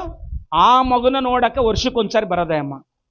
ಬಾಯಿಂದ ಏನ್ ಅರಿಕೆ ಮಾಡಿಕೊಂಡ್ಲು ಮತ್ತೆ ದೇವ್ರ ಹತ್ರ ಹೋಗಿ ಸುಳ್ಳು ಹೇಳಿಕ್ಕೆ ಪ್ರಯತ್ನ ಮಾಡಿ, ಏನಪ್ಪ ಇದೊಂದೇ ಮಗು ಐತಿ, ನಾನು ಎಲ್ಲಿ ಬಿಟ್ಟೋಗ್ಲಪ್ಪ, ಇವನ್ನ ಕಾಲು ಕುಟ್ಟಿಬಿಟ್ಟ ನೀವನು, ಅದಕ್ಕೋಸ್ಕರ ಅಂತೇಳಿ ಬಚ್ಚಿಟ್ಕೊಂಡು ಬರ್ಲಿಲ್ಲಮ್ಮ. ಬಾಯಿ ತೆರೆದು ಏನ್ ಹೇಳಿದ್ದೋ ದೇವ್ರ ಮುಂದೆ ಅದೇ ನೆರವೇರಿಸಲಿ ಅಷ್ಟೇ. ಕೆಲವು ಸಾರಿ ಕಷ್ಟ ಆಗ್ತದ. ನಾವೇನಾದ್ರೂ ಬಾಯಿಂದ ಆಣೆ ಮಾಡಿದ್ದು ನೆರವೇರಿಸ್ಬೇಕು. ಕಷ್ಟ ಆಗುತ್ತೆ, ಹೌದು, ಕಷ್ಟ ಆದ್ರೂ ನೀನು ನೆರವೇರಿಸ್ಬೇಕು. ಮಾತು ಕೊಟ್ಟಿದ್ದು ಮನುಷ್ಯರಿಗೆಲ್ಲ, ನೀನು ಅದು ತಿಳ್ಕೋಬೇಕಷ್ಟೇ. ಹಲ್ಲೆಲೂಯಾ. ಮಾತು ಕೊಟ್ಟಿದ್ದು ನೀನು ಮನುಷ್ಯರಿಗೆಲ್ಲ. ಯಾರಿಗೆ? ದೇವರಿಗೆ ನೀನು ಕೊಟ್ಟಿ ಮಾತು ಕೊಟ್ಟಿದ್ದು ದೇವ್ರು ಕೇಳಿಸ್ಕೊಳ್ಳೋಣ. ಅದಕ್ಕೋಸ್ಕರವೇ ಕಷ್ಟ ಆದ್ರೂ ಕೂಡ ನೀನು ನೆರವೇರಿಸ್ಬೇಕಷ್ಟೇ. ನೀನು ನೆರವೇರಿಸುವಾಗ ಆ ಪರಮಾತ್ಮನು ನಿನ್ನ ನೋಡ್ತಾನೆ. ನೋಡಿ ಸುಮ್ಮನೆ ಬಿಡಕಲ್ಲ, ಮತ್ತೆ ನಿನ್ನ ಗರ್ಭದಲ್ಲಿ 5 ಜನ ಮಕ್ಕಳನ್ನ ಕೊಡ್ತಾನೆ. ಹಲ್ಲೆಲೂಯಾ. ಅಂದ್ರೆ ಅರ್ಥ ಏನು ಗೊತ್ತಾ? ಅಣ್ಣ ನನಗೆ ಮದುವೆ ಆಗ್ಬಿಡತ್ತೆ, ಮಕ್ಕಳು ಕೂಡ ಆಗ್ಬಿಟ್ರೆ, ಆಪರೇಷನ್ ಕೂಡ ಆಗ್ಬಿಡತ್ತೆ, ಇವಾಗ ಅಲ್ಲ, ಅದ್ರ ಬಗ್ಗೆ ಹೇಳ್ತಿರೋದು. ನೀನು ದೇವರಿಗೆ ಏನು ಕಾರ್ಯ ಮಾಡಲಿಕ್ಕೆ ನೀನು ನಿಂತ್ಕೊಳ್ತೀಯೋ, ದೇವ್ರು ನಿನ್ನ ಕುಟುಂಬದಲ್ಲಿ ಸಮೃದ್ಧಿಯಾಗಿ ಆಶೀರ್ವಾದ ಮಾಡ್ತಾನೆ. ಹಲ್ಲೆಲೂಯಾ. ಅದು 5 ಜನ ಅಂದ್ರೆ ಆಶೀರ್ವಾದ. ಅದು ನಿನ್ನ ಕುಟುಂಬಕ್ಕೆ, ನಿನ್ನ ಮಕ್ಕಳಿಗೆ, ನಿನ್ನ ಕೆಲಸದಲ್ಲಿ, ನಿನ್ನ ಉದ್ಯೋಗದಲ್ಲಿ, ನಿನ್ನ ಓದಿನಲ್ಲಿ, ಎಜುಕೇಶನ್ ಏನು ಕೊಡ್ಬೇಕು ನನ್ನ ದೇವ್ರು ಕೊಡ್ತಾನೆ. ಎದಕ್ಕೆ ಗೊತ್ತಾ? ನೀನು ಬಾಯಿ ತೆರೆದು ಅರಿಕೆ ಮಾಡಿಕೊಂಡಿದ್ದು ಮನುಷ್ಯರ ಮುಂದೆ ಅಲ್ಲ, ಸಿಲಿ ಯಾರ ಮುಂದೆ? ಆ ದೇವ್ರ ಮುಂದೆ. ಅದಕ್ಕೋಸ್ಕರವೇ ಲಾಸ್ಟ್ ವಚನ ಹೇಳಿ ನಾನು ಪ್ರಾರ್ಥನೆ ಮಾಡಿ ಮುಗಿಸ್ತೀನಿ. ಸುಳ್ಳು ಯಾಕೆ ಹೇಳ್ಬಾರ್ದು? ಅರ್ಥ ಆಯ್ತು ನಾನು ಹೇಳಿದ್ದಿವಾಗ? ಅಣ್ಣ ಇಷ್ಟತಕ್ಕ ಅದ್ರ ಬಗ್ಗೆ ಹೇಳಿ ಮತ್ತೆ ತಿರ್ಗಿ ಸುಳ್ಳು ಯಾಕೆ ಹೇಳ್ಬಾರ್ದು ಅಂದ್ರೆ ಮತ್ತೆ ಯಾಕೆ ಹೇಳ್ಬಾರ್ದು? ಸುಳ್ಳು ಯಾಕೆ ಹೇಳ್ಬಾರ್ದು? ಹೇಳ್ತಾರೆ ಯಾರನ್ನ? ಸುಳ್ಳು ಯಾಕೆ ಹೇಳ್ಬಾರ್ದು? ನಿಮಗೆ ಕೆಲವು ವಚನಗಳು ಹೇಳ್ತಾ ಹೋಗ್ತೀನಿ, ನೀವು ಕೇಳಿಸ್ಕೊಡ್ರಿ. ನೀವು ದೇವರ ಆಲಯವಾಗಿದ್ದೀರಿ ಅಂತೇಳಿ, ದೇವರು ನಿಮ್ಮೊಳಗೆ ವಾಸ ಮಾಡ್ತಾನೆ ಅಂತೇಳಿ ನಿಮಗೆ ಗೊತ್ತಿಲ್ಲವೋ? ಯಾವನಾದ್ರೂ ದೇವರ ಆಲಯವನ್ನು ಕೆಡಿಸಿದ್ರೆ ಏನ್ ಮಾಡ್ತಾನೆ ಅಂತೇಳಿ ಹೇಳ್ರಿ. ಇವಾಗ ಜೋರು ಹೇಳ್ರಿ ಒಂದ್ಸಾರಿ. ದೇವರು ಅವನನ್ನು ಏನ್ ಮಾಡ್ತಾನಂತೇಳನ? ಕೆಡಿಸ್ನಂತೇಳನ. ಎದಕ್ಕ ದೇವರು ಆಲಯವನ್ನು ಕೆಡಿಸಿದ್ರೆ, ಎದಕ್ಕ ದೇವರು ಅವನನ್ನು ಕೆಡಿಸಂತೇಳನಂತಂದ್ರೆ ಕೇಳಿಸ್ಕೊಳ್ರಿ. ದೇವರು ಗುಡಿಯಾಗಿಲ್ಲಮ್ಮ, ದೇವರು ಚರ್ಚೆಗಿಲ್ಲಮ್ಮ. ಇವಾಗ ಹೇಳ್ರಿ, ದೇವ್ರು ಎಲ್ಲದನ? ಎಲ್ಲರೂ ಹೇಳ್ರಿ, ಕೈ ಇಟ್ಕೊಂಡು ಹೇಳ್ರಿ. ಯಾಕೆ ಸುಳ್ಳು ಹೇಳ್ಬಾರ್ದು ಹೇಳ್ರಿ ಇವಾಗ ನೋಡೋಣ. ನಿನ್ ಪಕ್ಕದಲ್ಲಿ ನೀನ್ ಮಾಡಿರೋ ಕೆಲಸ ನಿನ್ನ ಹೆಂಡತಿ ನೋಡಿಲ್ಲ, ನಿನ್ ಪಕ್ಕದಲ್ಲಿ ನೀನ್ ಮಾಡಿರೋ ಕೆಲಸ ನಿನ್ನ ಗಂಡ ನೋಡಿಲ್ಲ, ನಿನ್ ಪಕ್ಕದಲ್ಲಿ ನೀನ್ ಮಾಡಿರೋ ಕೆಲಸ ನಿಮ್ ಸ್ಕೂಲ್ ಟೀಚರ್ ನೋಡಿಲ್ಲ, ಪ್ರಿನ್ಸಿಪಲ್ ನೋಡಿಲ್ಲ, ದಣಿ ನೋಡಿಲ್ಲ, ಗೌಡ ನೋಡಿಲ್ಲ, ಶಾನ್ ಬಾವು ನೋಡಿಲ್ಲ. ನೀನ್ ಮಾಡಿರುವ ಕೆಲಸ ನಿನ್ ದೇವ್ರು ನೋಡೋಣ. ಹೊರಗಡೆ ಇಲ್ಲ ದೇವ್ರು. ಎಲ್ಲದ ನೋಡಿರುವಾಗ ಒಳಗಡೆನ. ನೀನು ಸುಳ್ಳು ಹೇಳುವಾಗ ದೇವರು ನಿನ್ನ ಸಂಗಡ ಇರ್ತಾನೆ. ಅದಕ್ಕೋಸ್ಕರವೇ ಏನ್ ಹೇಳ್ಬಾರ್ದು? ಸುಳ್ಳು ಹೇಳಬಾರದು. ಎದಕ್ಕಂದ್ರೆ ನಾನು ಸುಳ್ಳು ಹೇಳುವಾಗ, ಇವಾಗ ನನಗೆ ಸರಾಯಿ ಕೂಡ ಅಲವಾಟು ಐತೆ ಅನ್ಕೊಳ್ರಿ. ನಾನು ಯಾರನ್ನ ಇಲ್ಲಿ ಪ್ರಸನ್ನ ಕರ್ಕೊಂಡೋಗಿ ಬ್ರಾಂದಿ ಕುಡಿದು ಬಂದು ನಾನು ಅಸಲಿ ದೇವ್ರ ನಂಬಿಕೆ ಅಂತ ಅಸಲಿ ಕುಡಿಯೋದೇ ಬಿಟ್ಬಿಟ್ಟಿನ ಅಂದಾಗ ಪ್ರಸಂತ ನನ್ನ ಮಕ ನೋಡಿದ್ರೆ ಸಾಕಿನ್ನ. ಎದಕ್ಕಂದ್ರೆ 50 kg ಅಕ್ಕಿ ಕುದಿಯುವಾಗ ಅಂದ್ರೆ ಹಿಂಗ ನೋಡ್ತಾರ, ಅದೇ ನಿನ್ನ ಜೀವಿತ ಅಷ್ಟೇ. ಕೈಯ ತಲೆಯಲ್ಲಿ ಹೇಳ್ರಿ ಒಂದ್ಸಾರಿ. ನೀನು ಎಷ್ಟು ಭಕ್ತಿವಂತಲು, ಎಷ್ಟು ಪ್ರಾರ್ಥನೆ ಪರಳು, ಎಷ್ಟು ಭಕ್ತಿವಂತ ಎಲ್ಲ ನೋಡಕ್ ನಿಮ್ಮ ಮನೆಗೆ ಬಂದು ಯಾರು ಜಸ್ಟ್ ಒಂದು ಅಕ್ಕಿ ತಗೊಂಡು ಹಿಂಗೆ ಇಸ್ಗಿದ್ರೆ ಸಾಕು, ನೀನು ಎಷ್ಟು ಪರ್ಫೆಕ್ಟ್ ಅಂತ ಹೇಳಿ ಕಂಡಿಡ್ತಾರೆ. ನೀನು ಅಷ್ಟೇ. ಚಪಳ ತಟ್ರು ಜೋರ ಒಂದ್ಸಾರಿ. ಅಷ್ಟೇ ಹೊರತಾಗಿ ನಾನು ಸತ್ಯವಂತ, ನಾನು ನಿಜವಂತ,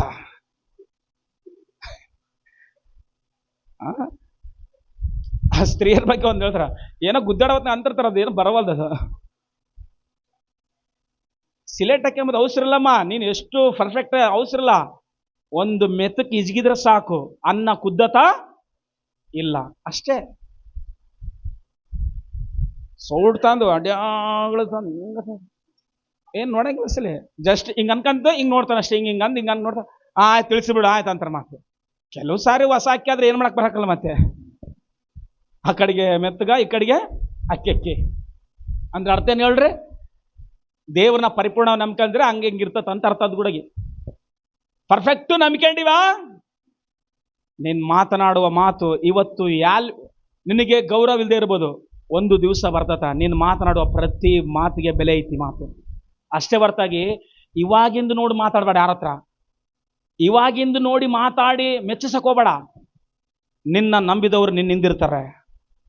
ನಿನ್ನನ್ನು ನಂಬಲಾರ್ದವ್ರ ಹತ್ರ ನೀನು ಸತ್ಯ ಹೇಳಿ, ನಿಜ ಹೇಳಿ, ನಿನ್ನ ಏನೋ ಪ್ರೂಫ್ ಮಾಡ್ಕೊಂಡು ಹೇಳಕ್ ಹೋದ್ರು ನಿನ್ನ ನಂಬಂಗಿಲ್ಲ.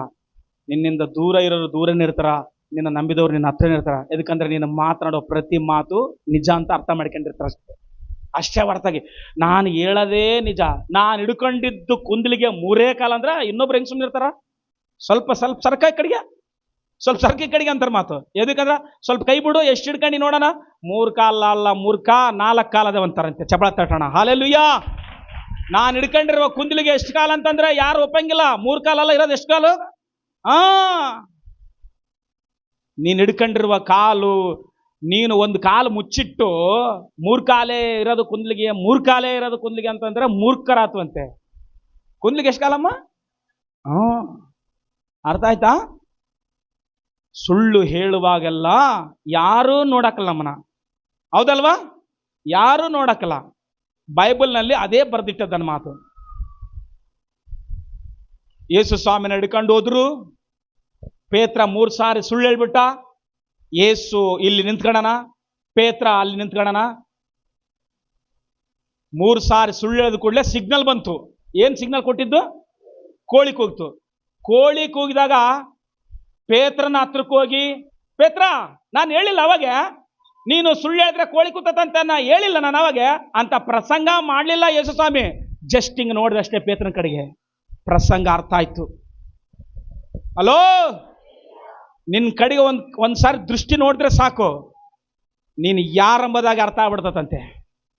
ಪೇತ್ರನ ಹತ್ರ ಹೋಗಿ ಪ್ರಸಂಗ ಮಾಡಲಿಲ್ಲ ಯೇಸು ಸ್ವಾಮಿ. ಪೇತ್ರ, ನಾನು ಹೇಳಿಲ್ಲ ಅವಾಗ ನೀನು 3 ಸಾರಿ ಸುಳ್ಳು ಹೇಳ್ತಕ್ಕಂಥ ಕೋಳಿ ಕೂಗಕ್ಕಲ್ಲ ಅಂತ ನಾನು ಹೇಳಿಲ್ಲ ಅವಾಗ. ನೀನು ಸುಳ್ಳು ಹೇಳಿದಕ್ಕೆ ಕೋಳಿ ಕೂಗಿದ್ದು ಪೇತ್ರ ಅಂತ ಹೇಳಿಲ್ಲ, ಪ್ರಸಂಗ ಮಾಡಲಿಲ್ಲ. ಯೇಸು ಹೋಗಿ ಜಸ್ಟ್ ಹಿಂಗ್ ನೋಡಿದಷ್ಟೇ ಪೇತ್ರನಿಗೆ ಅರ್ಥ ಆಯ್ತು. ಪಶ್ಚಾತ್ತಾಪ. ಅಬ್ಬಾ ದೇವ್ರೇ, ನೀನು ಹೇಳಿದಪ್ಪ, ನಾನು ಏನು ಹೇಳ್ತೀನಿ ಅಂತೇಳಿ ಹೇಳ್ರಿ, ಸುಳ್ಳು ಹೇಳ್ತಿ ಅಂತ ನೀನು ಮೊದಲೇ ಹೇಳಿದಪ್ಪ, ಆದ್ರೆ ನಾನು ಅರ್ಥ ಮಾಡ್ಕೊಂಬ್ಲಿಲ್ಲಪ್ಪ. ಜಸ್ಟ್ ಒಂದು ಲುಕ್ಕು ಪೇತ್ರನ ತಲೆ ತಿರ್ಸ್ಕೊಂಬಿಟ್ಟ. ಎದೆ ಬಡಕಂತದನ, ಅರಸದನ, ಗೋಳಾಡ್ತದನ. ಅಪ್ಪ ಕ್ಷಮಿಸು. ಅದಕ್ಕೋಸ್ಕರವೇ ಪೇತ್ರ ಮತ್ತೆ ಸೇವೆ ಮಾಡಲಿಕ್ಕೆ ಆರಂಭ ಮಾಡಿತು. ಹಲ್ಲೆಲೂಯಾ. ಯಾವಾಗ? ಪಶ್ಚಾತ್ತಾಪ ಪಟ್ಟಾಗ. ಒಂದು ವೇಳೆ ಇಲ್ಲಿ ಕೂತ್ಕೊಂಡಿರೋರು ಸುಳ್ಳು ಹೇಳಿ ನಷ್ಟಪಡಿಸಿದ್ರಾ? ಇಲ್ಲಿ ಕೂತ್ಕೊಂಡಿರೋರು ಸುಳ್ಳು ಹೇಳಿ ಬೇರೆ ಕುಟುಂಬಗಳನ್ನ ಅನ್ಯಾಯ ಮಾಡಿದ್ರಾ? ಪಶ್ಚಾತ್ತಾಪ ಪಟ್ಬಿಡ್ರಿ, ಬಿಟ್ಬಿಡ್ರಿ, ಸುಳ್ಳು ಹೇಳ್ಬೇಡ್ರಿ. ಸುಳ್ಳು ಹೇಳಿದ್ರೆ ನೀನು ಮಾತನಾಡುವ ಪ್ರತಿ ಮಾತು ನಿನ್ನ ಒಳಗಡಿದು ಕರ್ನ. ಬೈಬಲಲ್ಲಿ ಏನು ಹೇಳ್ತಿರೋ ಗೊತ್ತಾ? 12:36 ಹೇಳ್ತಾನೆ ಗೊತ್ತಾ? ನೀನು ಆಡುವ ಪ್ರತಿ ಮಾತುಗಳಿಗೂ ಒಂದು ದಿವಸ ದೇವ್ರ ಮುಂದೆ ಏನು ಕೊಡ್ಬೇಕು? ಲೆಕ್ಕ ಕೊಡಬೇಕು. ಅದು ಮಾತ್ರ ಮರ್ತ್ಕೊಳ್ಬೇಡ್ರಿ. ಎದಕ್ಕಂದ್ರೆ ಅವ್ರು ಸುಳ್ಳು ಹೇಳ್ತಾರ, ಇವ್ರು ಸುಳ್ಳು ಹೇಳ್ತಾರ, ಆಯಮ್ಮ ಸುಳ್ಳು ಹೇಳ್ತಾನ, ಈ ಕಡೆ ಸುಳ್ಳು, ಅವ್ರು ಆಡ್ಲಿ ಸುಳ್ಳು, ನೀನು ಮಾತ್ರ ಸುಳ್ಳು ಹೇಳ್ಬೇಡ.